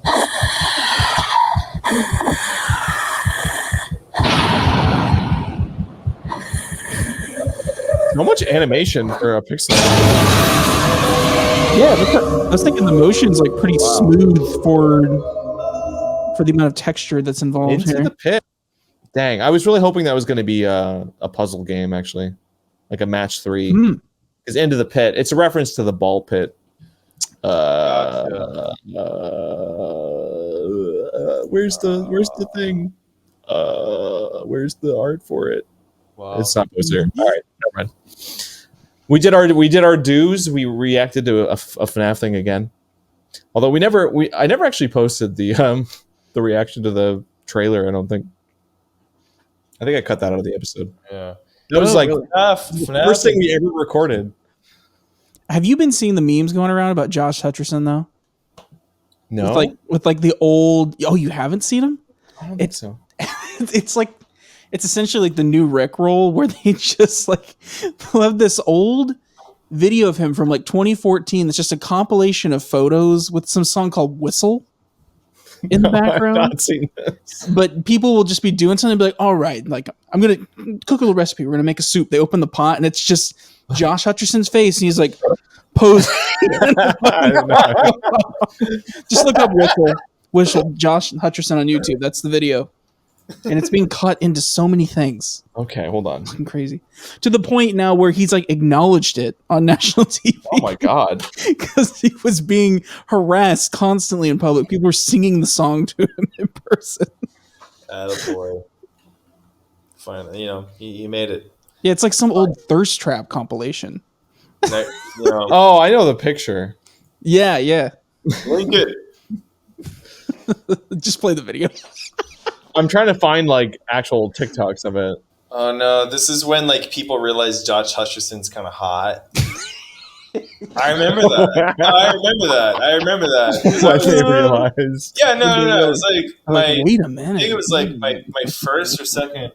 No, like, people always liked him. What are you talking about? Like I think like the second date I ever went on as like a teenager. Oh, was really? to a movie that had Josh Hutcherson starring in it, and I remember her like guffawing at like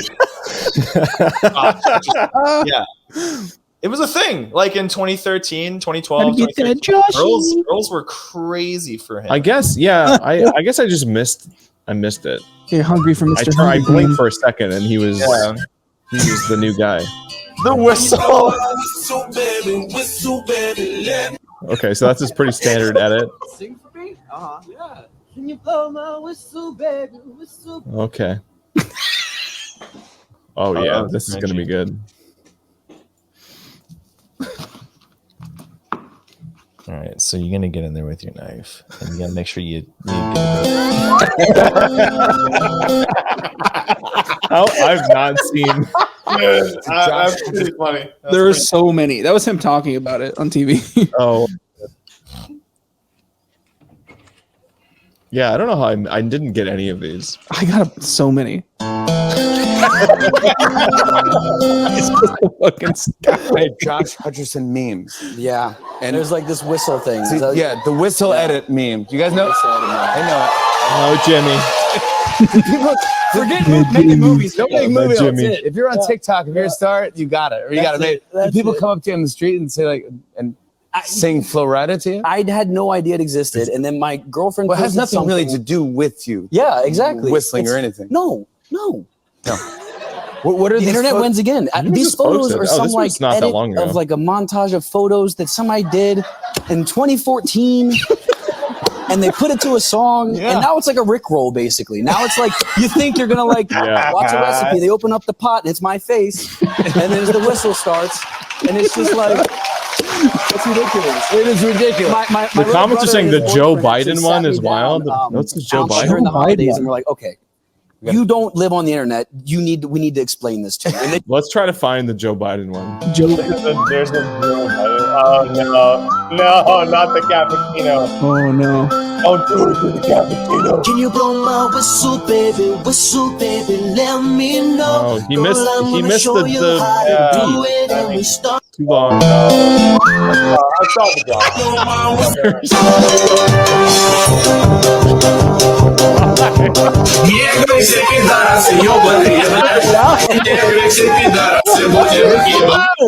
Oh my god.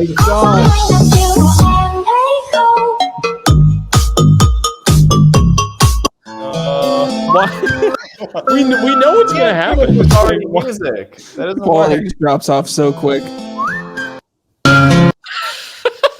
bathroom. It's so loud. what is the ugliest eye? Why? Every day I'm No, shuffling. no. Okay, I don't see Joe Biden. Anyway, Yeah, I just thought that Josh Hutcherson thing was funny, mostly because people. I just thought it was funny that it was coming full circle, and he was suddenly aware of it. that happened. Must have happened pretty quick. It did, yeah. That Jimmy Fallon thing was from like a couple weeks ago. I think handled it pretty well. Yeah. I think it started right after the Five Nights at Freddy's movies, or the movie itself, and then it just kept going until he found out about it. So this is funny. And I feel like another He's actor goofy. weird comeback because I feel like Josh Hutcherson kind of fell off for a little bit.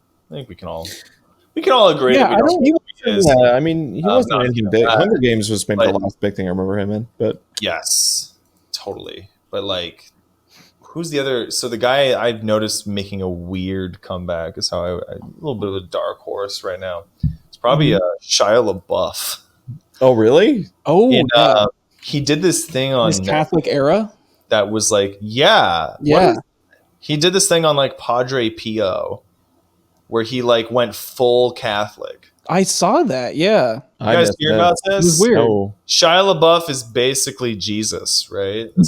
Shit or something. I mean, he's wearing those robes, rocking them. Shia LaBeouf, Padre Pio. He literally did this like crazy. Here. Let me give you the link.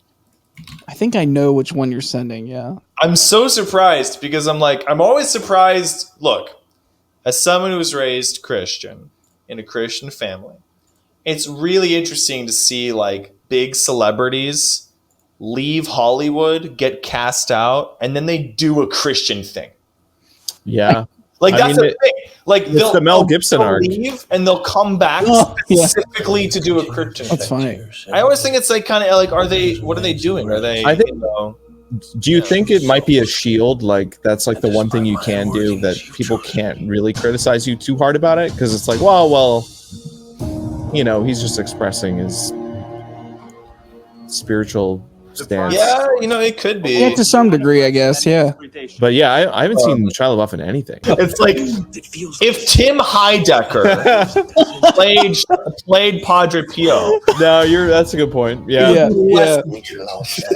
Right. This does remind me though. There was I guess this might be old news, but if you heard of the new game I Am Jesus Christ that's coming to Steam. What? It's a first person Jesus game. Awesome, dude. I love this. Also, I don't think Christ was in his name. People weren't. God, what are you talking about? People have attempted like when Jesus was like when people were like, who's this like sus Jesus guy? They weren't like, oh, watch out, it's Jesus Christ. It's not.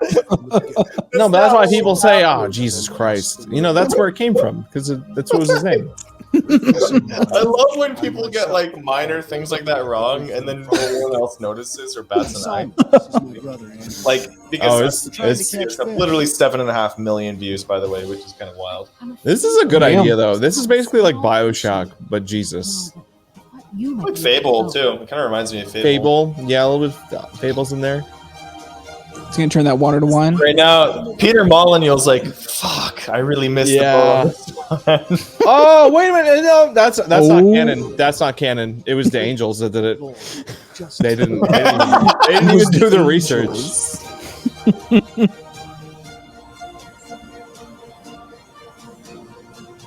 Finalize it. Is he in? All right. Was he in hell for that part, or what? What was that?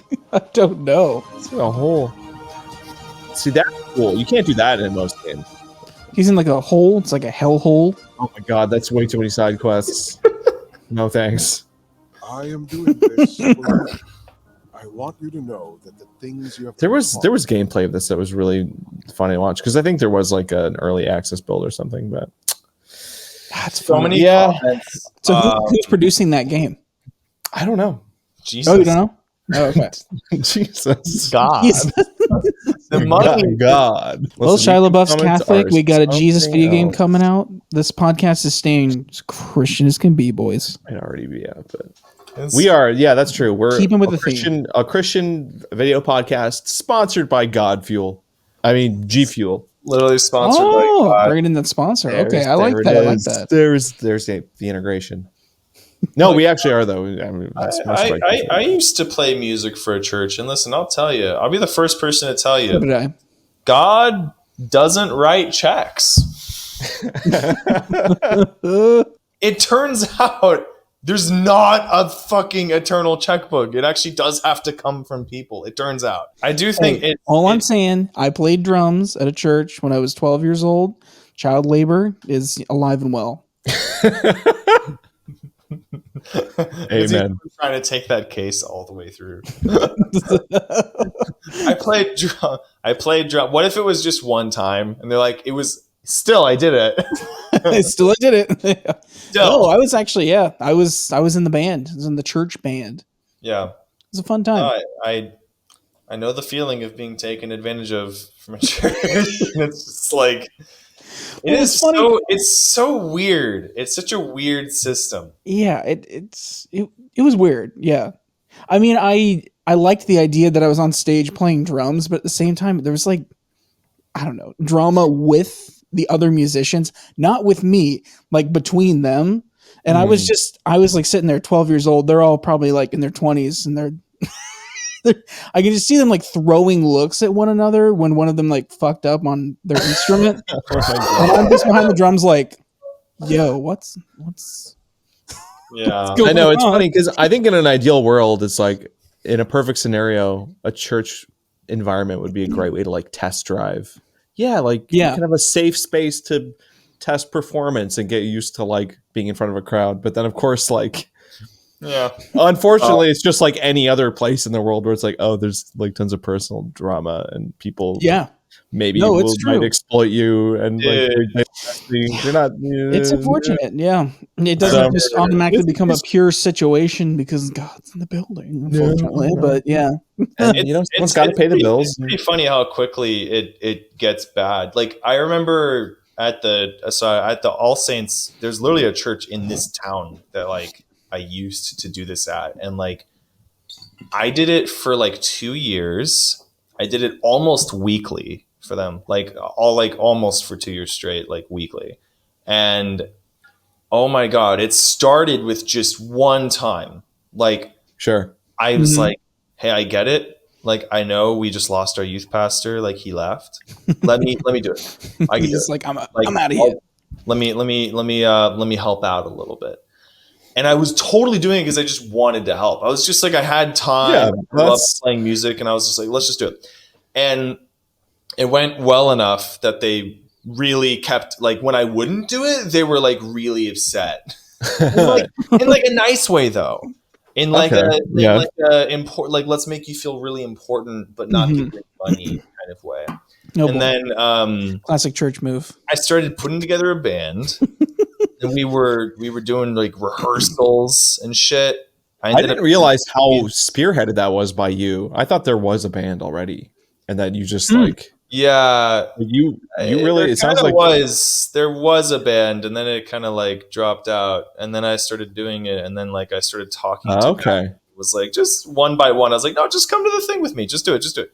And we started doing like different music and stuff like that. Like I was teaching music, and like I literally was just doing it to help. And what started to happen, I'm not even kidding, was they started to ask me. They were trying to protect me. This is what they told me. This is a real story. Protect you. They were like, we want to protect you. We feel like God has like a sovereign like path for you, and we know the music industry is so evil. It's evil out there, and we want to protect you. They said these words, these actual words. And so, these are real words. And so they would ask me, I think it was like bi-weekly. I was going to these. I was 16. You don't know what you're like. When you're 16, you don't know anything. You don't know anything. No. 25. Like you don't know any. Like I'm. Yeah, I mean, to be fair, playing drums at church at 12. Yeah, give me a break. I started going to these. There were two women in the church, two mothers who were very like deep in the church, and they were like full time, family, like home life, like taking care of the kids and the home. Yeah. And I would go to one of their houses, and this was like I can't remember the word for it. They would pray for me in tongues. Do you guys know what that is? Yes. Oh yeah. And they were certain that they were like praying over like my soul and my body specifically to continue having the health and like spiritual protection from other forces to continue leading this like worship band at the church. Yeah. So not for your health, but for the purpose of staying as a music leader. Basically. But it was like, oh no. But what if you say, hey, I heard from God last night that I'm supposed to go. So it's like what are they going to say to that? It's like an unhealthy, it's like, but when you're in it though, you feel like, yeah, this is really important. And I was selected to do this. Yeah. I was sort of elected. Yeah. That's the unfortunate. And so what they do is they literally dress you into like important robes. That's the idea. You're going to feel really important, which is how they get away with not paying you. That's how they do it. So that's the actual key. So it's like, it's basically like that. Because if you start turning it into a business and you say, look, like I have to like survive on this money, it's like, then they can't really, the rest of the shit doesn't hold up anymore. Like the idea that you were elected into it doesn't hold up anymore because now you're being paid to do it. Like, et cetera, et cetera. So I saw this from start to finish. And then here's what happened. I'm not even fucking kidding. I left, moved to San Francisco because I was like 17 and my parents moved. What am I going to just like not move with them? And then like all of the people that were like, oh, this is such an important role for you. And this is spiritual role. And God has, we really, you're such a leader and all this stuff, never fucking reached out to me again. Never. And I knew that was going to happen. I knew that was going to happen. But the point is that it did. Yeah. Exactly what fucking happened. So no, I know what you mean. So that's for anybody who doesn't know, that's what happens in these institutions. It's very, very meticulous and very. There's a lot of That's why a lot of the people running things are they're either really young or they're really old. It's like, okay, every church has like bills, and they have they're already like stretched thin. Depending on the church, some churches are very wealthy, and that's its own issue. But like I think in most cases, it's like smaller churches so desperate for help. But it's almost like they can't even be honest about trying to run it as a business because it's literally like there's a tax classification for like churches and like non-for-profits. So it's like, I wonder how much that affects the mentality of like having to lean into that angle. I mean, I think that would happen naturally anyway, because again, like Andrew's saying, that's just such a powerful thing to tell a young person that they've been chosen. Like like that definitely works very effectively, and even on older people too. Like to get that power even as like an older person is powerful. But I just think it's dumb that you should feel guilty asking for payment for doing legitimate work. There's always like this weird implication of like, oh, well, why would you even ask to get paid? Like, this is a church. Oh, as a younger, what are you talking about?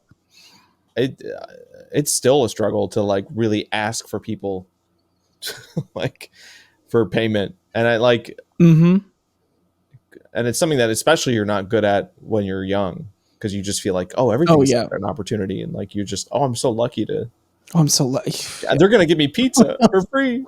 Oh God, you know, Little Caesars. So it really $5.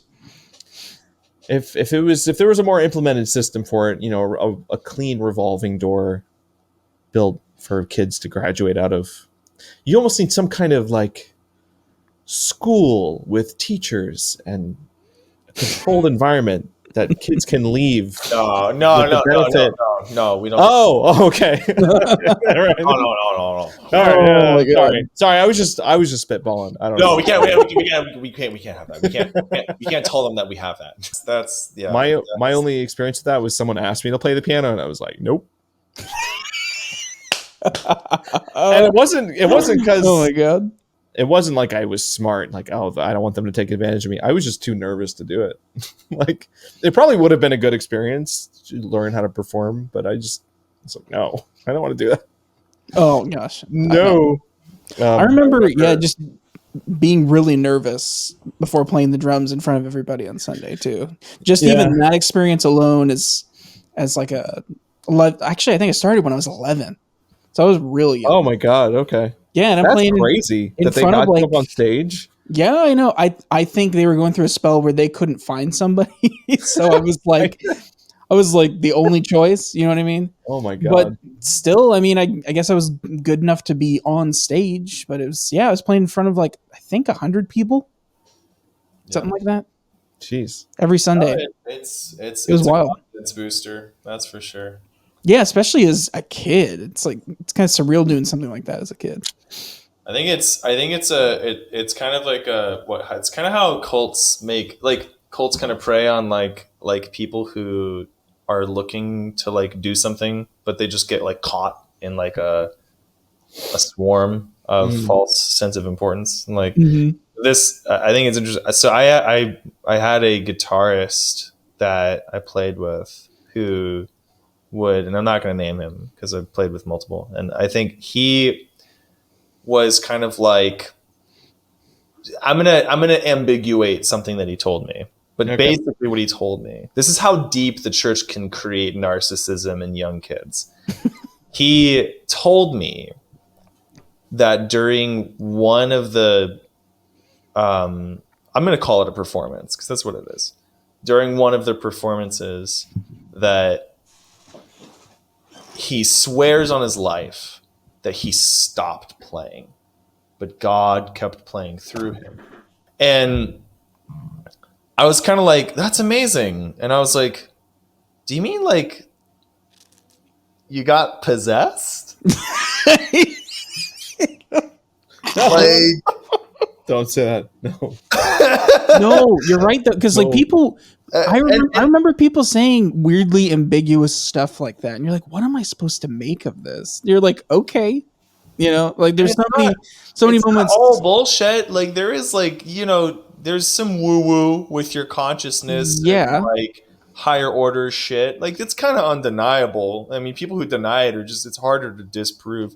But it's just like the narcissism of like he was playing through me. And it's it's just like you're not. I think it's just the way it sounds. I don't know. It's weird. Yeah. I struggle with that stuff sometimes. I think if someone's pitching a story a certain way, you just I always get suspicious when people like put on any kind of tone that sounds like bragging or showing off. It's like, well, it doesn't help that kind of tone triggers my sense of humor. So like if somebody says something like that, I'm like, that's bullshit. Like Andrew's saying, like, I don't doubt that there are, you know, legitimate spiritual experiences, but I think it's very clear when like someone is very like moved by something and like almost don't know how to express it versus someone who's like doing that. Just the like, wow, you know, just really felt like it's just like it to me the difference is usually pretty clear. Yeah. So Well, for me, it's a good thing to be able to learn how to sniff out, because in most cases if someone's putting it on, they're trying to gain something. for me in that situation, I'd be looking for something more along the lines of like a big personality shift in somebody where I suddenly see more stability. But this business of like flailing around and making a big show out of everything just bothers me. I don't jive with that at all. Yeah. Like, it's not for me. And maybe it's just not my style. I don't know. But every time I see that, I'm like, oh God. Like, here we go. It is what you're saying. I mean, Jackie, the word Jackie used when I first told her this story, it was the word performative. Yes. And I was like, oh, that's exactly it. Yeah. Mm-hmm. Yeah. Performative. The whole like the narcissism in it is performative. It's like that's how it expresses itself, is this like being Neo in the Matrix. It's that whole thing. Yeah. Main character. Also, whenever like pastors will walk up to you randomly at like an event or something, like I've had this happen to me before, they always have like this weird energy because they're trying to draw you into their church, and they immediately assume that like I don't know. I hate the quizzing. I think that's what it is. Because quizzing. Yeah, I'm at a point in my life where I'm like, I'm not sure on some things, and he's like, wait, you have a church? Are you Christian? Blah, blah, blah. Like this, like trying to get me to go to his church and like trying to convince me of things. But I'm like, I don't want to engage in this conversation right now. I don't want to go into it with you about all of my personal shit. It's like, no, not now. Yeah, and again, even that a conversation in that context is kind of effed, because there's no way that he doesn't stand to benefit in some way if it's about, oh well, are you doing this thing in which the thing is coming to church, in which it'll probably be my church, this one, right? And the thing is, he's trying to get me to go, and ultimately my answer is no, I don't really like going to church, I don't want to. Right. So it's like, whereas it's hard for me to frame it in a way that's not offensive, but at the same time he's just pushy enough that he's annoying me. So I'm like, okay, because it's not coming from a place of like, oh, you're struggling with something, what would genuinely like be useful. Yeah, no, it's not. It felt very it's like so it's obviously stilted toward, it felt very transactional. Just do my thing. It's very typical. And it's so awkward because then he has like his yes man there like nodding at everything he's saying, and I'm just like, oh, God, just get away from me. Like I don't know. Worst. Maybe I'm bitter. I don't know. It just I don't like it. You're just tired of it. You're tired. Yeah. I'm just I think what's funny is pastors are the most like transparent about the church's problems. You ever notice that? Pastors will just like start opening up in front of like the congregation.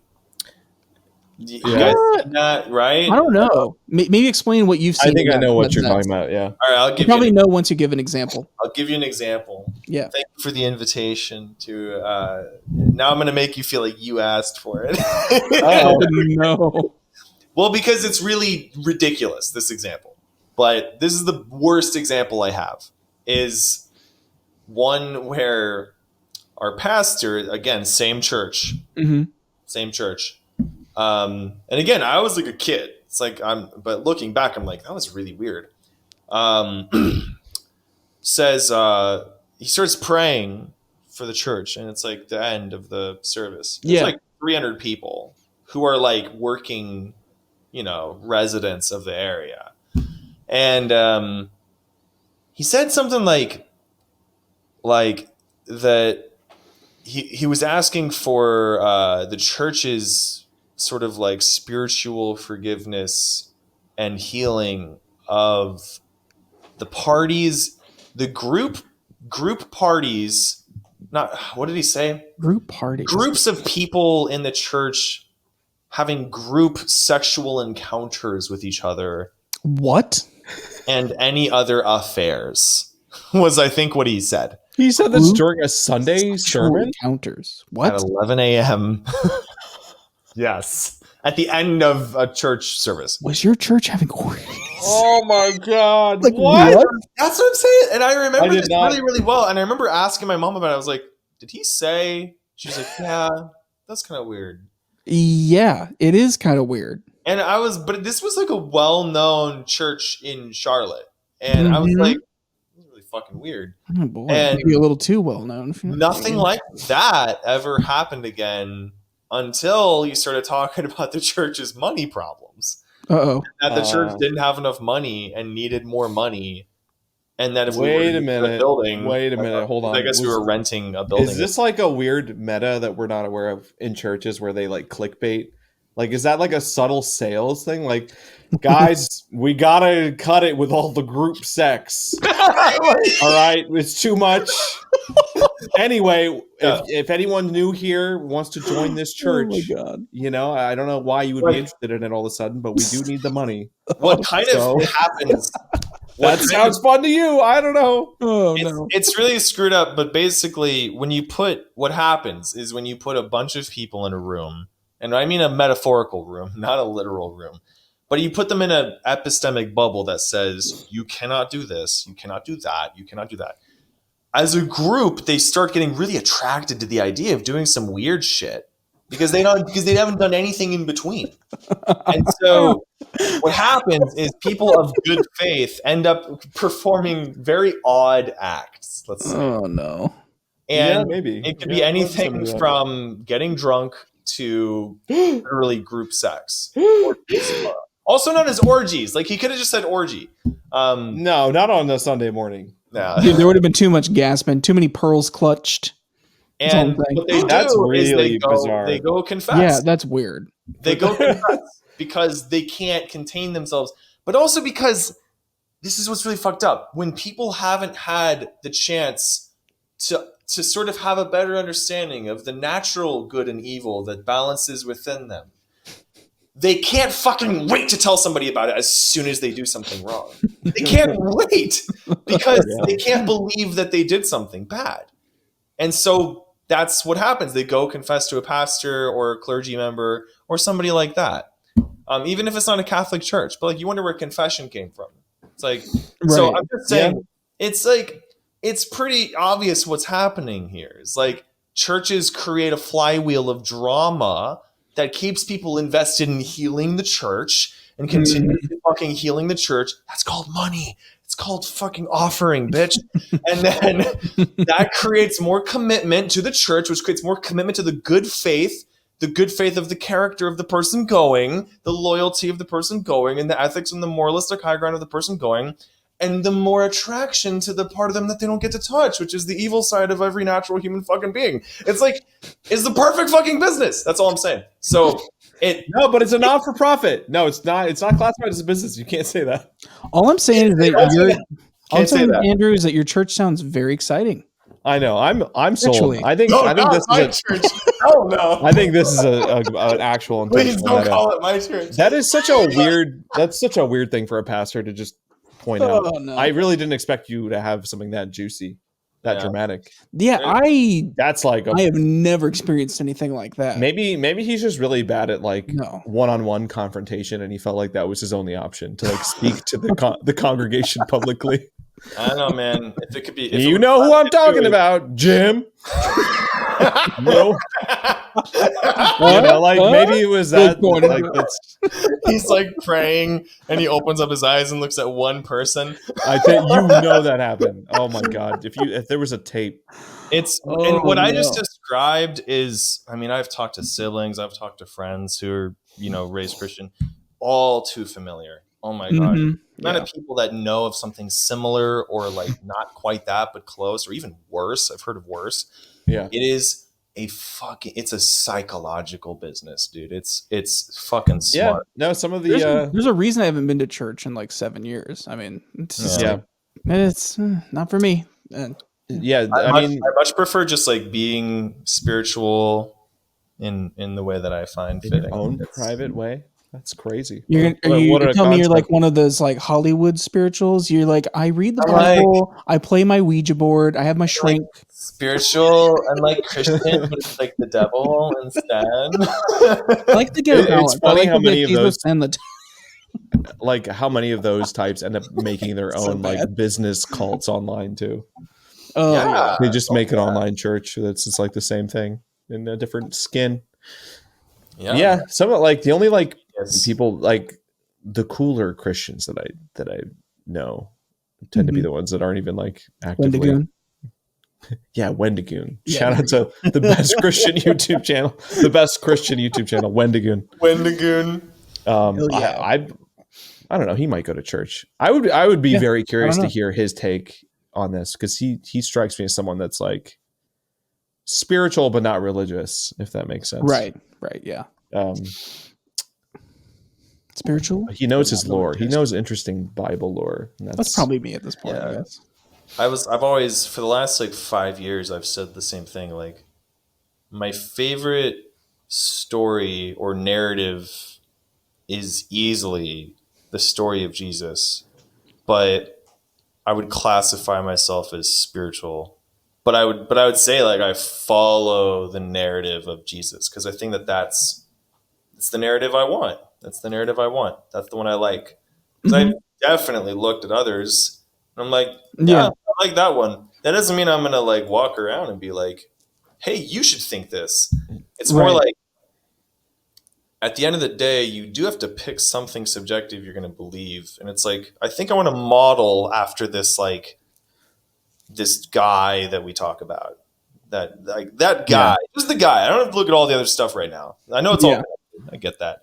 But it's like, you can only do so much as one person. I'm like, the story of Jesus is a profound story, a profound narrative, whether or not you believe in it as principle or believe in it as physical. Well, you have to wonder like what inspired the structures that we know as churches today. Why was there so much energy, and why is that still a thing that gets propagated? Like it begs the question of like, what is that core system of beliefs that caused this to happen? Because it's like either it was fully rooted in greed, which again, I don't know if that makes sense because like why not just make an actual cult? Just lean into it all the way. Yeah, but, why not just go to the next level? Yeah. So there's like good intent mixed in there somewhere, but it's like it's always executed so poorly. But it's like definitely, and there are really good churches. There are people who will swear by having a good church and stuff. But yeah. But it's like, what are these system? Where did the system of belief come from, and like, what is the core of that? Because like you do, like you're saying, like you almost have to pick something, because it's like not picking anything is its own just category. Like that still ends up being a system.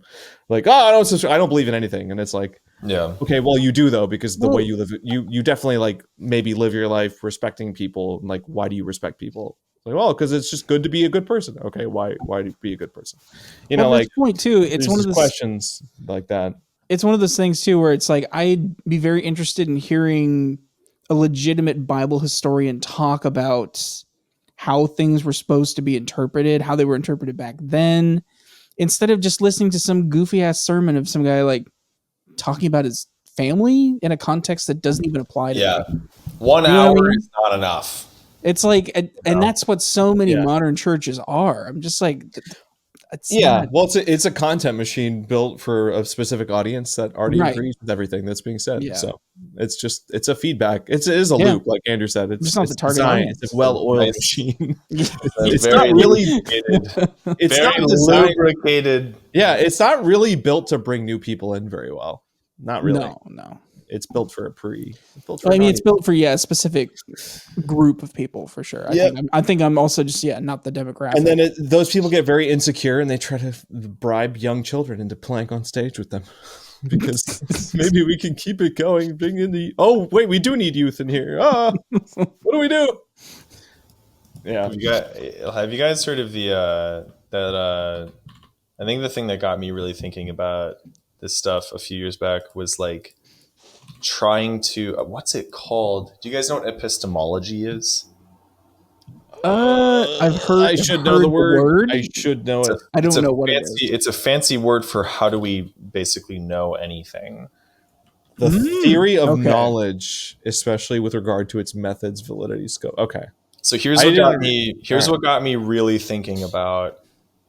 I know we're coming up to the end here because we've been going for a while. Yeah, we but probably should wrap it up. And that's a podcast. This is probably the last serious thing I'll say this whole podcast, which is like, because I haven't said enough bullshit yet. Same. But this is what got me thinking about spirituality separate from religion, not just people telling me about it. This is what sort of my personal journey was. I started thinking, well, how can you really prove any of this stuff? And so I went pretty deep in it, and kind of like Gabe was saying, well, why? Okay, but why this? But why that? And you can keep going deeper. Yeah. And in epistemology, which is practically a scientific branch of philosophy, almost, this is very, very logics oriented. There is a super interesting part that you get stuck at, which is causality. So the question is basically, if you ask yourself, how can you prove anything? You're going to go down these hierarchies of like proofs. Basically. Yeah. All the proofs at the bottom of the tree of hierarchies have to be true, or else the thing at the root is going to be false. So you need truth all the way down the tree of Sudoku. And if you really think about it, at the very, very bottom of all the different truths proving other truths and so on and so forth, at the very, very bottom of all that, you're going to come across causality, which is basically the idea that, like, it's so hard to fucking define because it's like the most based thing that we have. But it's essentially that things are causal. It's essentially that, like, if we have something that causes another thing, we believe that it causes that thing. And if you can't have causality in your argument for proof, you can't prove anything. So it's like an epistemological limit. So basically the question is, can you prove causality without causality? And if you can't prove anything. And I guess my question would be, what exactly does causality, like, how do you define that? I think the definition is just the relationship between cause and effect, or the principle that right. Well, because you're saying all the way down the tree, you have cause and effect pairs. Yeah. But then at the very bottom, there can't be a thing under the bottom. So it's just a one-sided. Is that kind of like, wait, what's on the other? Is that you can have a first principle at the very, very bottom, but it's like you'd have to prove that cause and effect is real. Well, I was going to say, is that getting to the question of like who created God? It's getting a little deeper than that. It's getting which is freaky because it's getting down to the idea of like if you can't prove anything, then even if you could scientifically answer the question who created God, you wouldn't be able to prove that that's a deterministic answer. See, that thing that just keeps going and going and going. It's like, well, then who created that and this and that? You just keep stacking them up. It's this it is that, and it's impossible. It's like whatever logics you're using to understand what you think is true and what can be scientifically proven, at the very base of it is causality. It's the very, very base of it. And you can't, all of the logics we have for proving things require causality. So as like a pillar of truth. Right. That's and so the idea is like we can't really, our brains can't prove anything without thinking of causality as an important pillar of truth. And so you can't prove anything without realizing you're having faith that that's how things really are. And so and so that's where it gets really messy. So basically, all to say, so you're forced to faith because you can't prove the cause. Because you can't prove causality is real in the first place. Right. Because to prove causality is real, you have to use causality as a principle. I think there are a couple other pillars of that's pretty abstract, but I think I know it. I think I get it. So you end up in a recursion, and you end up in a proof that it has to be self-evident in order for it to be true, in order for anything above the bottom of the tree of that knowledge to end up being true. So you end up not being able to prove anything if you can leave. So what we do in science is we assume causality is real. We assume time is moving forward. We assume these things because you can't prove anything without assuming these things. But if so it's a real problem. It's a real problem with like actually knowing if something is real or true. So with that, you get into like prayer, and you get into like miracles and things like that are supposed to be able to bend these rules. Mm-hmm. To be able to do things that can't be causal, or to do things that aren't really limited by time, or to do things that aren't limited by space. And so I realized, like, oh shit, if our brains don't have the ability to derive our epistemological limits, then we can't say there's not like spiritual interference with life. We can neither confirm or deny. And there's what I love about it though is that there's philosophical there's like a branch of philosophy that's a little bit like logically scientific that proves that it's a worthy opponent of like science. Because that would be so fucking boring if science was about knowing shit. Mm-hmm. My favorite part about science. Well, don't tell that to people. They're pretty sure that everything's figured out. You can't tell me we don't know how everything works. I love. We have the internet. Of course, we know everything. How little we know. It's one of the coolest things about getting to not know shit is how much of it we don't have. Like, it's so fucking sick. But it's always kind of interesting to think, like, you know, the moment someone thinks they've got shit figured out, you can always just remember, like, you can't even know what knowing is. You can't. Yeah. You get down to the wire. There's a lack of trust that we just end up having, there's a lack of logic if we get low enough into the weeds. So you just end up having faith at some layer. So you can't really get around it. You have to have faith at some point, even if you're going to be purely antithetical to any greater power. Take a guess. Make a guess. Trust your gut. Trust your gut. Is that gut. remains true? Just trust your own convictions convictions about gut. What you should be doing in your own life. That's crazy. Man, I need to like look into some of this more. It's there are a couple others. Hey, I don't mind ending every podcast from now with an what is it? How do you say it? Epistemology. I need to take epistemology. We need an epistemology segment update every week. The breaking new discoveries in that field. Yes, because it seems important to me. I mean, like, if that's a field, obviously there's ongoing theorizing and new thoughts being introduced. Yes. So, yeah. Keep us posted. Yeah, sure. dude. I'm working on it. You know, I'll let you guys know tomorrow. Yeah. Cool. I agree with the epistemology point though, because since you said that, Ed, I've had to pee harder and harder since you said that. That's natural. I need to take a big. All right. How about we take a pee break until the next recording? That sounds good to me. I got a lot stored up. All right. We'll be right back in like a week or two. I don't know.